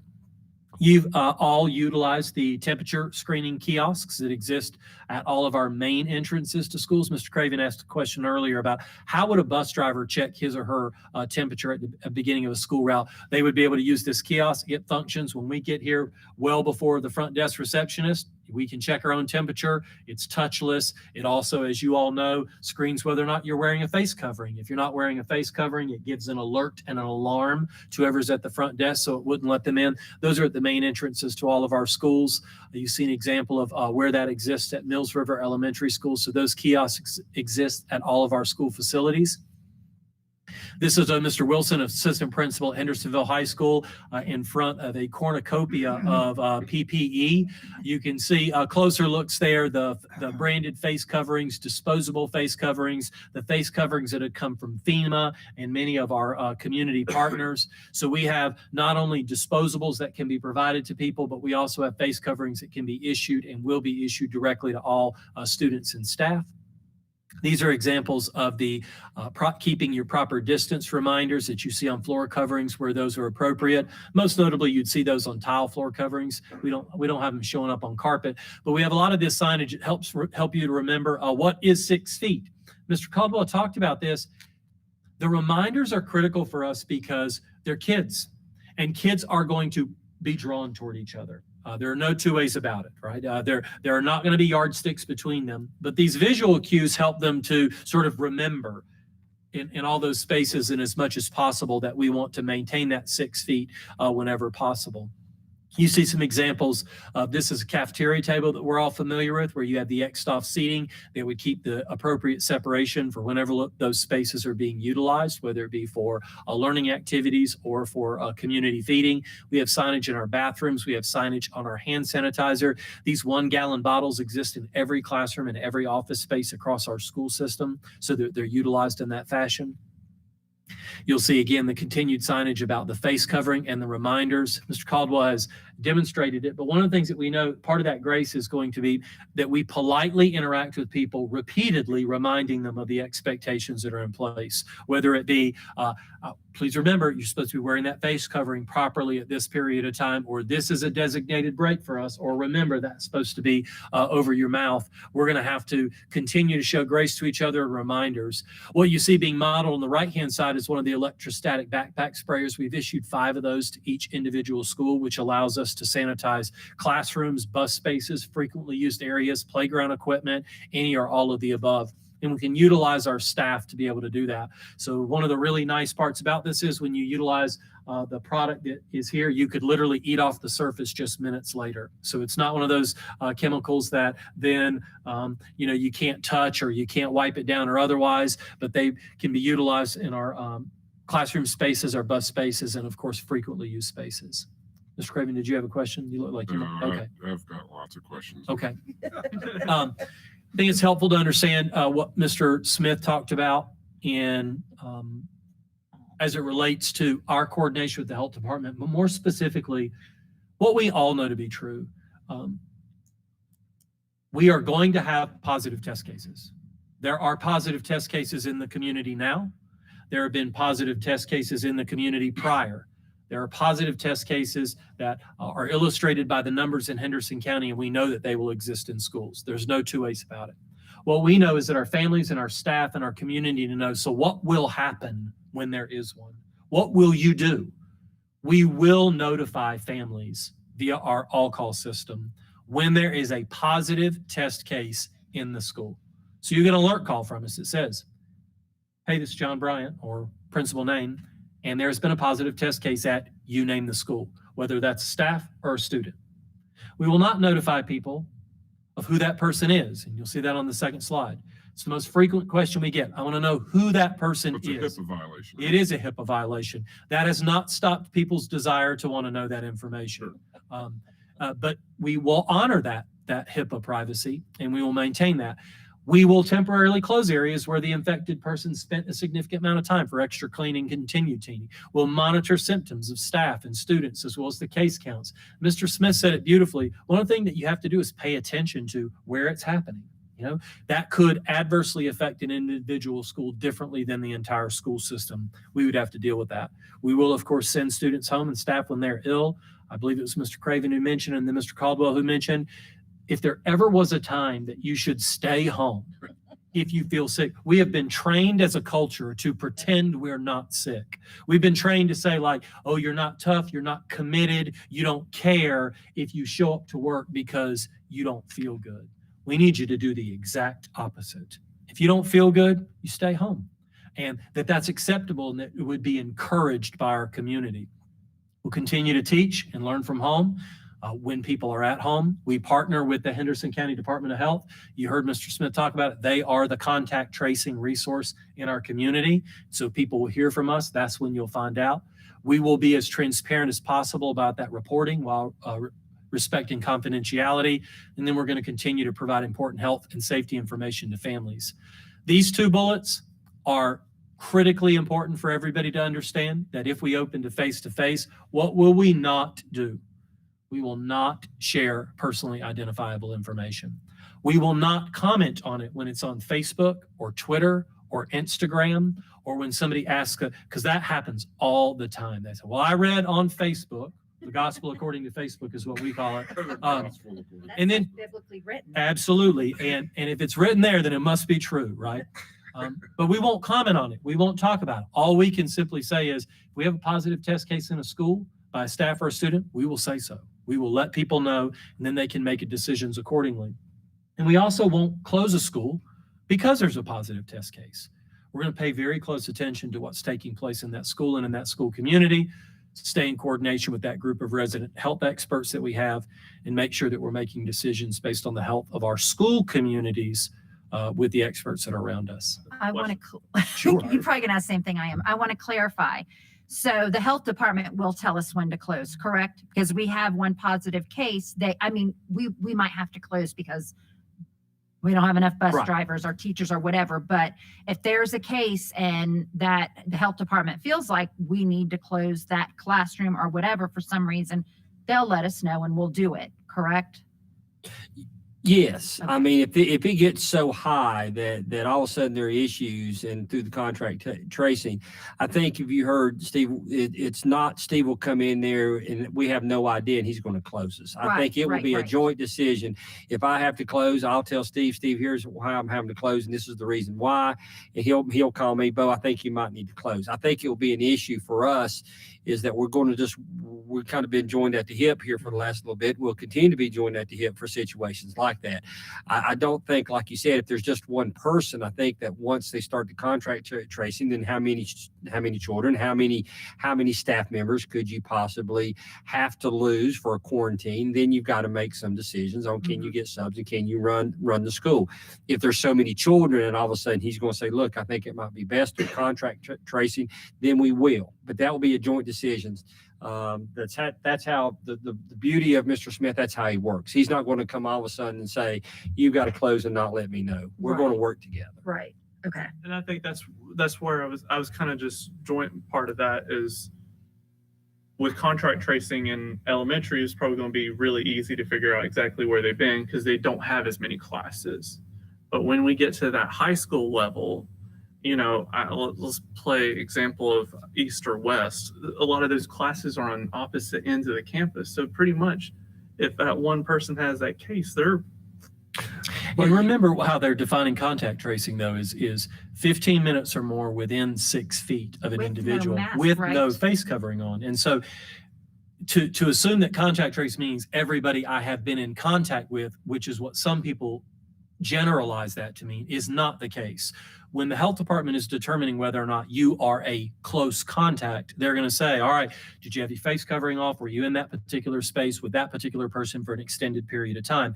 So when we talk about how our classrooms will be set up, for example, we know that they're going to have to be assigned seats, right? That we have to know who you sat next to and how long you sat next to them. We know that one of the safest ways for that to occur in spaces where square footage is limited is that all students need to be facing the front and wearing a face covering, because that is the safest way to avoid situations like that.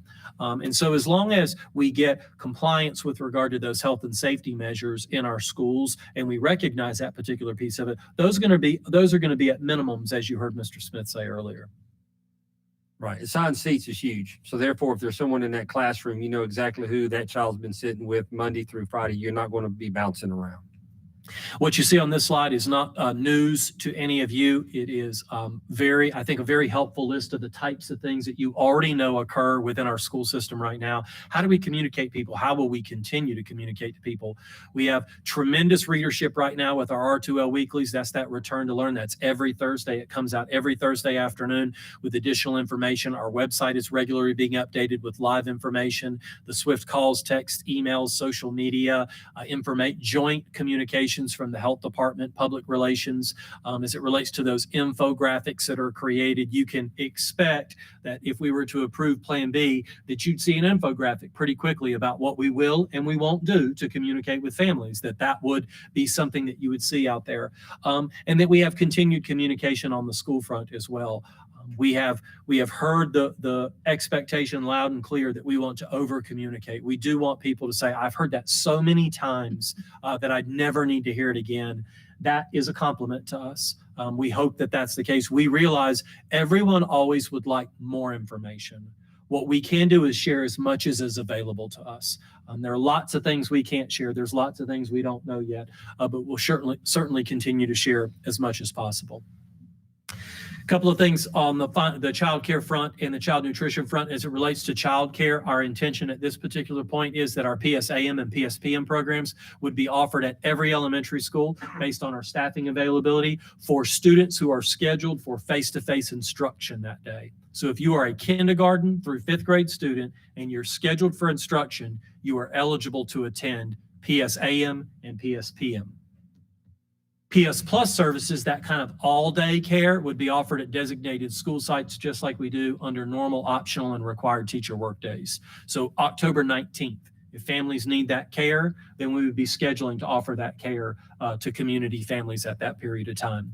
We don't yet have school-level options for the alternate day students. We are working to determine whether or not we can offer such care to our community families, the parents and families who we know will need childcare when they're not on, if you will. But we're working through those options, and we continue to partner with community agencies on that front.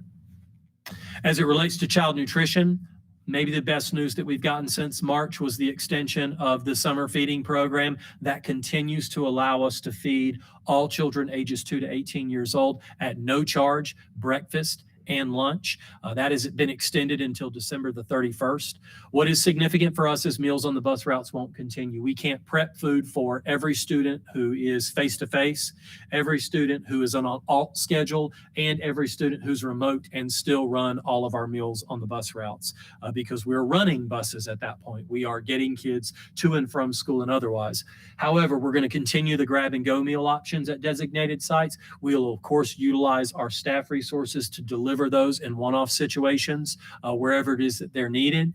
And Mr. Rolfe has worked really creatively to come up with take-home meal options so we can provide meals to students when they go home that day. So when you go home in the afternoon, your off day, you can pick up meals so that you have them available to you the next day. I would really like to see that option, especially like if you leave on a Monday and you don't come back till a Thursday, that we can send enough food home for that child. Yes, sir. Most certainly. We even are recognizing that we're going to be able to create that option for weekends. Awesome. So under this summer feeding program, we're going to be able to send meals home with you for your off day, send meals home with you like on a Wednesday and a remote day, send meals home with you on a weekend. Not to mention, again, maybe one of the greatest opportunities here, it really allows us to provide universal breakfast and universal lunch to anybody that wants it. I think Every school. So universal breakfast, universal lunch for every single student that comes into Take our advantage school. of it. Absolutely. And so our plan right now is to deliver those breakfast meals to every classroom so that they're available to any student who wants to who chooses face-to-face and wants to take advantage of it. We will do the lunch preparation by request and you'll essentially order the day before kind of thing so that we prep the right number. But if every face-to-face student were to say, I want breakfast and lunch at no charge to my family every day, we could do it. Awesome. That's amazing. How are you going to handle high school lunches? Similarly, it's going to require a little bit of creativity. They're going to have to order like through their first period for their third period. We likely will utilize Google Forms and that kind of thing. Our child nutrition folks have been really the masters of innovation in this case when it comes to thinking of, so how can we schedule it? How can we order it? How can we deliver it? So we'll have to think about when that's going to occur. We recognize that essentially we're going to be providing pre-prepared lunches. It's not a selected lunch. It's not a go through the line. Give me one of those. Don't give me one of those. You're essentially getting a boxed lunch like we do at our grab and go sites based on what the options are available that are going to be delivered to every student at the same time.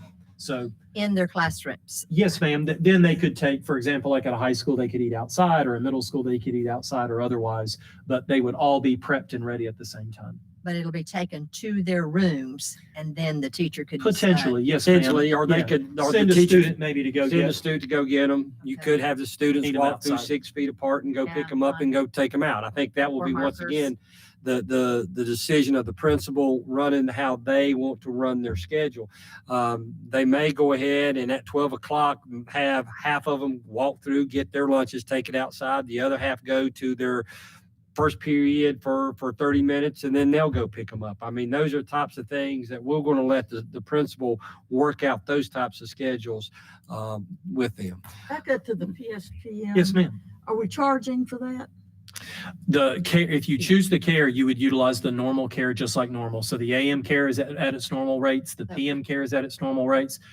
So any family that has voucher eligibility would be able to apply it as normal. Yeah, Ms. Gordon, as we go through the slides, that one was probably the most normal that we've been doing. Exactly. That's right. It's AM and PM, and we're offering all day on work Yeah. days. I mean, everything else is totally changed except that one right there, and that's back to normal. And Okay. high school and middle school is going to be there all day on their day, their A day or their B day. High schools will be there when they're there. They'll be there all day. Correct. And we talked to the high school principals. We met with principals in groups. We just brought in the high school because the high schools have different issues than the middle, and the middle has different high schools or issues than the elementary. And the high school principals started just sharing and collaborating on what could we do. And you have these children, you could go back to first and second period. You could also go back and you could start doing some other types of work. You can do North, you can do some lead stuff. You can do, ACT boot camps. There's times now to do some things. In middle school, there's times because let's be honest, these students have not been in school since March. So therefore, what a wonderful time to take that afternoon and give some remediation and get caught up with some students, okay? The other thing, when you read the number of emails that I read through, the same number that you did, yes, learning is important. But there's also this time right here for social and emotional that we also want to make sure we catch up with. So that right there is why we looked at the schedule. So high schools are going 8 to 12 studying, and then what are you going to do with them in the evening? In the Things you're afternoon saying. That's what I'm saying. from 12 to 3 will be up to the principal and how they want to run that schedule. Okay, now then, let's go to testing. If they're just having half the time being taught these classes, we're not going to expect them to do EOCs and whatever in Yes, December. ma'am. I believe we got a letter, didn't we not? The EOCs will be Betsy given. Boss told us, Yes. yes. The federal government at this time is not entertaining any requests from states to do away with accountability. The same thing though, Ms. Case, as we talked, you could do A day, B day, but you're still cutting your curriculum in half Right. because you're only going to teach those children every other day. So yeah, right now, as far as testing goes, we're still in line to do both EOGs and EOCs. That's something that's a mandate that we have to do. And I want to say one thing real quickly about testing, which is our district has always been a high performing district, and we've been proud of that. But there's a lot more important things right now than testing. And I just want to be really Ma'am. upfront about that. Taking care of our kids, making sure they're okay, reacclimating them to face for the ones who choose it, making sure that their mental health is good, Mhm. making sure that they're in a place to learn how to learn again in a face-to-face setting if they choose that. And so I don't want to negate the importance of accountability results. We've always taken those very seriously in our district, and we've always done well, and I have no doubt we'll continue to do well because of the community respect for education that we have in this county. But I don't want to focus on testing, to be honest with you. But you and I both know teachers are going to be concerned about those test scores because they don't want bad test scores. They will, but I want to just Y'all need to really give them tell teachers- permission. Yeah. We want to give Yeah. them permission to just worry about kids right now, and we'll worry about test scores after that. Let's worry about kids first. And I've And heard I y'all think- say this several times, that this is a time where if we're ever going to give grace, it's now. Right. And I hope that is understood in every classroom. You don't yell at a kid because he's pulled his face mask under his chin. It is a time when we're going to have, yes, they have to wear them. And if they refuse, then that's a different matter. But if they're giving it their shot, and same with the 6 feet. So you're going down the line and you step across the blue line, get a grip, people. This is not the time to be that kind of person. It is a time, you've used the term grace so many times.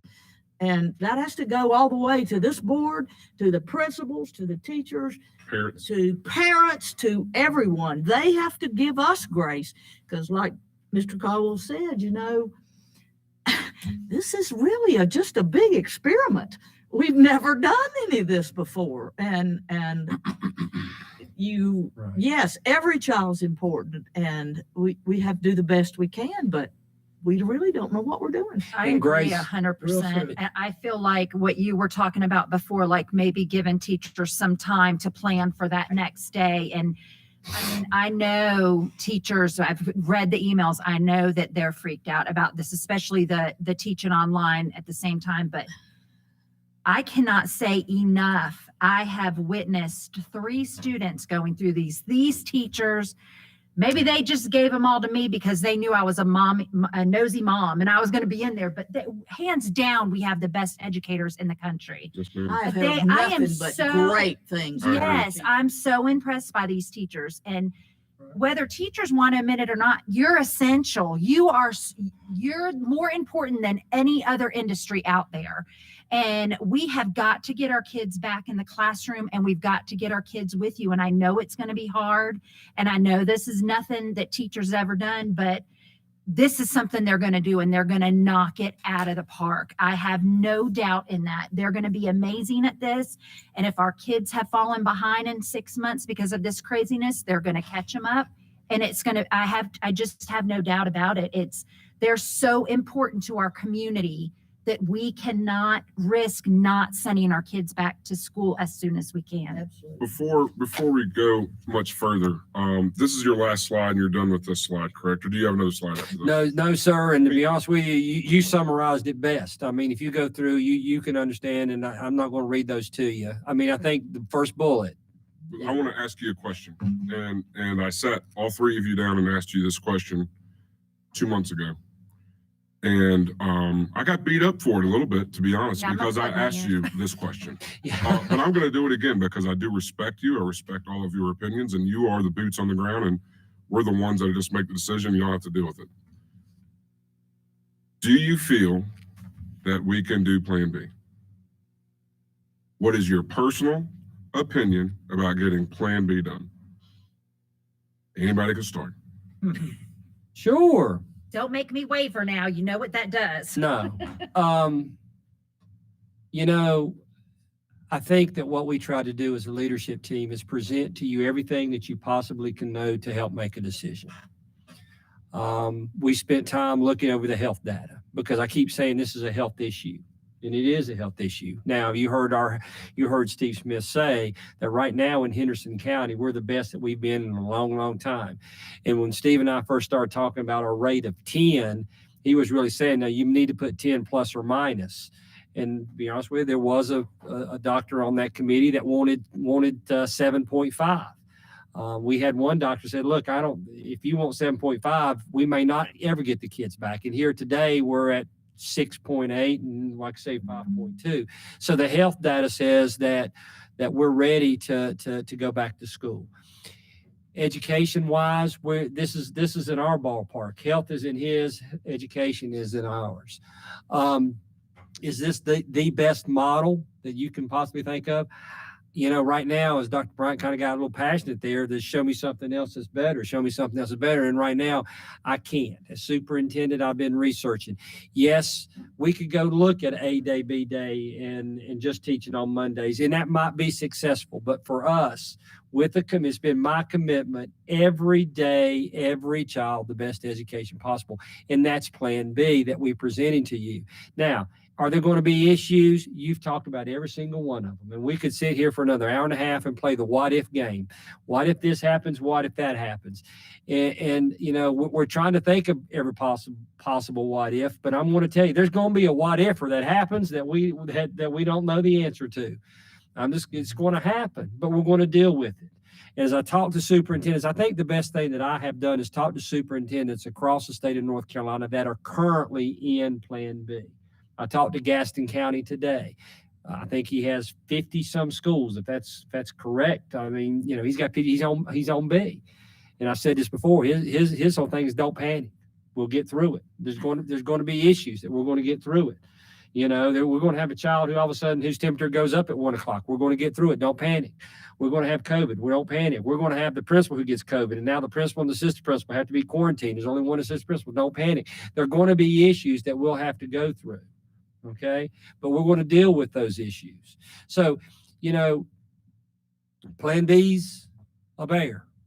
I'm just telling you, Plan B is a bear. But this is the best that I feel like as a leadership team, and I'm not even going to let them answer. I'm going to play my superintendent's card, okay? I'm not even going to let them answer.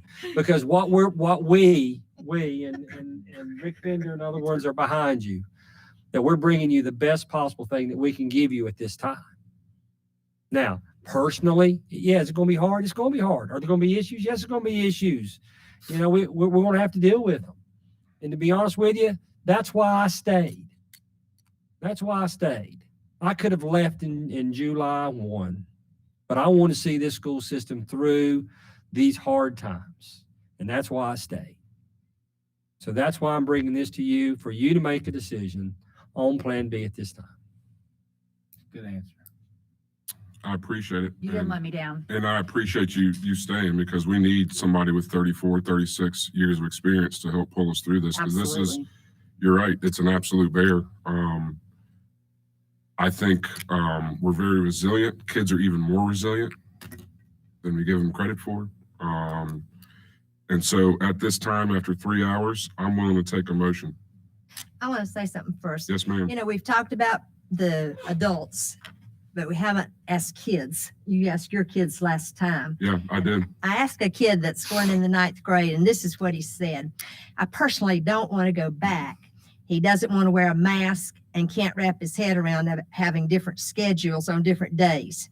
He thinks that if kids feel like they need to be there, they should go back. He isn't worried about the safety because he trusts that the county will keep him safe. And he says that he's trusting that adults in education will keep him safe and know best how to keep him safe. Yes, ma'am. It's true. You know, we did hear from 3 kids. 3 kids emailed us. I thought that was We pretty did. darn We did. cool. 5th graders, 2 6th graders, or something like that. Yeah, I thought that Um, was awesome. To kind of answer you, I think when we started this 2 months ago, and everything was on the news about COVID, I mean, it was scary, and it's scary. I think the news is just there to scare you anyways, period. But I let my children watch the news sometimes, and it pains me to do that because it scares them more. The more that we've been going through this whole process, my kindergartner especially, every morning he wakes up, I hate school. I hate sitting in front of that computer. I hate it. He wants to talk and engage and do he's a 5-year-old kid, right? He does it. He's super smart. He's knocking it out, but he's bored. He's laying down in his chair and he's ready to go. My daughter, social butterfly. She can do whatever that we decide. If we stay virtual, she's going to be just fine. But boy, she loved to see her friends and giggle and run around outside. And my 8th grader, he's kind of in the middle, to be honest. You know, I think he really likes the autonomy of kind of sitting there and doing his own work. And it's only from 8 to 12, and he knocks it out, and he's made hundreds on everything, but he misses his friends.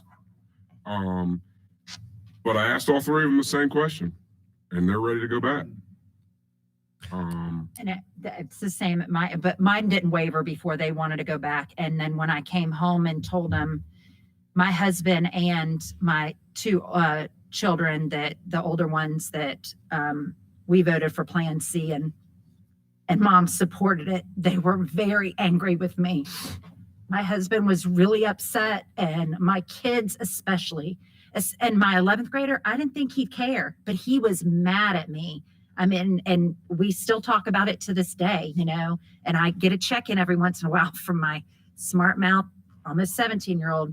You regretting that decision yet? You regret, you know, when I'm in there like this, or laying down with Brooklyn, you know, when she's going, I'm bored, you know, because she's just in kindergarten. I'm like, well, if you would pick up your pencil and do your work, you would not be bored. But yeah, they're ready to go back. I think, you know, I think it'll be a mix between our district, though. I think some of our kids are afraid to go back. Some kids, mentally, they need it more than they need anything else.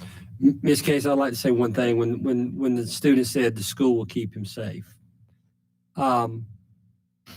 Yes, we're going to do our very best, just like we always have. Now, you got to remember, the school is a reflection of the community. If we ever need our community to step up and follow the 3 W's, it's why these kids are in school. Because right now, our schools are safe. But all of a sudden, when people, they bring outside things into the community, we don't have weapons at our schools. We don't have drugs at our schools. It's when they are brought in. And so therefore, if we can continue to fight and do the 3 W's in our community, we're going to make it the safest places we can. Once again, though, are there going to be? There will be, but we're going to deal with them, and we're going to deal with it as quick as we can, as efficiently as we can, but we're not going to panic. We're not going to panic. It's going to be okay. We'll get through it. But yet, it's the community that's got to make this. It's everybody in this together. And Blair, I do agree with you. We should be getting like webcams for everybody in this, all the This isn't teachers. stopping. They're not that expensive. They're We not. need to do that. We need to start looking at things because this virtual is going to be with us. Absolutely. I agree, especially on the high Need to do school that. level. And we want kids to intermingle more with Blue Ridge Community College. Or what better way to do that? Let's leverage those opportunities. Right. Let's start getting that knocked out. But like I said before, I'm willing to take a motion on moving back to Plan B as presented, moving back to Plan B with revisions, or staying on Plan C. But you're right. New superintendent. I want to start looking. You might because I wanna start guarantee looking you, at that, K right? through 12 virtual school with the principal. In the next, coming. Absolutely. Mr. I Chairman. move that the Henderson.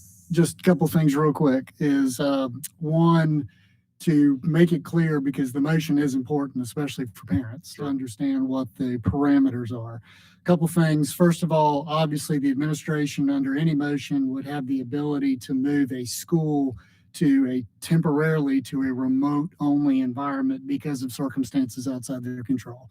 And I think we just have to keep repeating that. It doesn't have to be a quarantine order from the health department for the superintendent to feel like a school might have to temporarily go to remote only.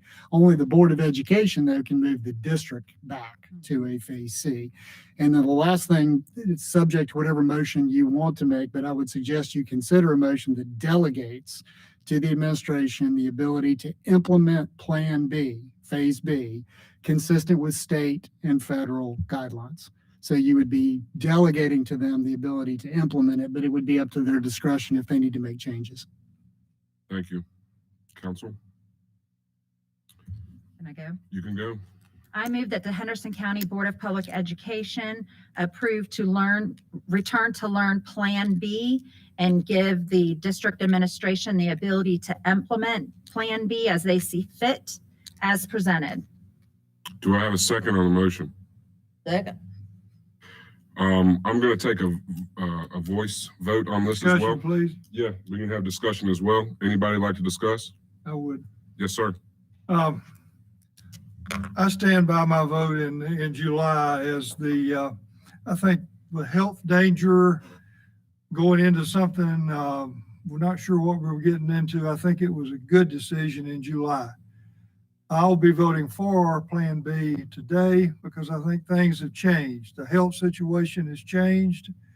If we'd gone in July, Plan B was not what we're agreeing to today, was not what we were presented in July. Yep. We found out some things that have changed since that time.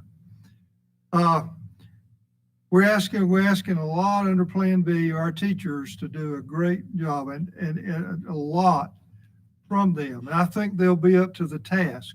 But has been referred to some today, I think where possible, we need to always consult and get input from our teachers where we can, because they have a lot. They're in the classroom. They have a lot of that can help with these things. But I appreciate all the work that our central office staff have done in preparing for this and presenting it to us. It's why, I feel good about voting for it today after all I've heard about it today. I agree with you there. I think, when we were talking July 13th and it was 27.7 cases and we're down to 5.2 September 2nd, 6.8 now per 100,000. we've really seen those numbers come down, which makes me more comfortable, not perfectly comfortable, but more comfortable with going to Plan B. And so with that, I'm going to call for a voice vote, unless anyone else would like to say anything. I'd just like to say something else. Sure. So we know this has just been completely heated.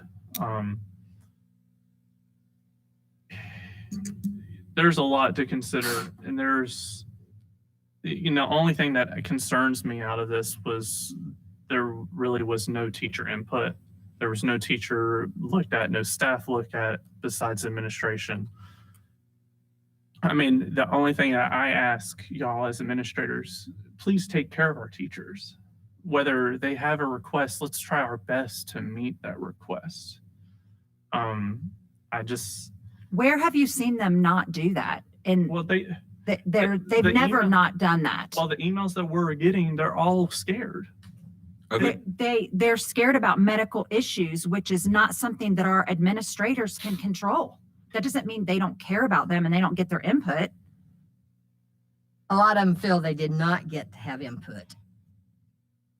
Not What from if- those letters, but I hear from teachers, and a lot of them feel like they did not get their input into the plan, into, the decision making and whatever, like the parents did. So that's what, well, I don't think the parents had input into the plan. well, but they got to Are you choose. riding a bus or would you come or not? I mean, that was the input that we Right. sought Didn't from we them. find out from teachers whether they would be coming? Because we knew We how did many. what we did before, like 3 months ago? In July, we did Yeah. we did. But Where the teachers are people were- pulling heavy weight. I mean, this They're is on the gonna front be, lines, this is yeah. gonna be huge for them. I mean, Right. we are asking them to do a ton, but we wouldn't do it if we didn't know that we know that they can accomplish this. We At know least they can I do feel it. that they can. I just feel that we just need to, if they have a concern, let's work with them, Sure. make sure. And, if we have enough teachers to do virtual school, let's do the virtual school. I think anything's possible. It just grinds my gears when, they didn't really have any opinion on it. But when you break it down, this is what it is. Teachers are essential. We have to have them work. The only things that are closed now are theaters and bars. That's it. Every other industry is open and has been open. And it stinks, but teachers are so important. We need them. We can't stay virtual. Right, but I'm just saying, but hypothetically, come tomorrow, the teachers they've seen some of the plan, and they go to the principal and say, hey, I can't do this. Then we'll figure it out. Then we'll figure it out. We It's the only can't thing we take that. can do. We can't take that away from our children and take the voice I'm away just from saying our we have parents to to- bring their kids to school because some teachers may say, no, it's too hard for me. They're too important for that. It's Just- bars and theaters are the only things closed in our county. I want to say real quick, Let's let Michael finish his point. Are you done with your point yet? Yeah, I agree, school needs to be open, but we just still have to get their feedback. That's ultimately all I'm saying. And that's the biggest frustration that I have out of this whole plan is there was no teacher feedback. That's it. I'm not sure there was no teacher feedback. I think the emails showed that we had a lot of teacher feedback, but Yeah, Jay, but they got that from the principals who've been with them, who Sure. got the plan and Sure. whatever. The original decisions and the original input, just they want to be heard, no, absolutely. I absolutely understand. Mr. Eagle, first of all, what I want to say is thank you again to all the teachers, because yes, we are going to be asking a lot of them, and I really appreciate all that they're doing. Second of all, I think we're going to look back on this 5 years from now. What we're going through is an educational revolution. It is changing right before our eyes. And you're going to be able to, if you want to, go to school virtually and then attend band after school. You're going to be able to, it's going to be totally different from here on out based on this. And we're designing this as we go. And yes, we're going to make mistakes, but I'm excited. I'm excited because we're going to be making, with the people here and the quality of people that we have here and the quality of people that we have here, we're gonna be making lemonade out of lemons. And in a year or two, our school district is gonna be better than it ever has been. And we're gonna keep improving and we're gonna build on this. And yes, when you start something, I mean, you gotta prime the pump and it's not gonna just go. That's what it's gonna be here. But that's what we're doing. We're priming the pump and you know what? It's gonna get better and we were built on choice. And if somebody is not comfortable, teacher or parent or student, B is going to give them that choice. They can still have a choice. So I'm voting for B. I've never felt better about being in a group and surrounded by you guys, because I have so much respect for you guys, the thought, the care, Anyway, I'm just thank you for letting me be in this group. I know, you more people have decided than you, but anyway, I appreciate it. You've opened my eyes. I never really would have thought, but it's cool. I appreciate it. All right, we have a motion and a second on the floor. Any more discussion? All right, Mr. Egoff, yes or no Already voted on the for. motion? So yes. Mr. Absher, Give me a second. Let's go to the next. Ms. Case, I have reservations, but especially with the high school and the middle school going at the same time, but yes. Coach Wood, Yes. Mr. Absher. She made the Yes. second. Oh, so we don't have to vote. Do we have to? They can vote. Okay, sure. Yes. Ms. Corn, Yes. Absolutely, Ms. yes. Holt, Mr. Yes. Absher. And I am a yes as well. Let's get Plan B and let's get these kids back in school safely. All right, Moved it. I'll take a motion to adjourn. I move we adjourn. Second. All those in favor say aye. Meeting's over.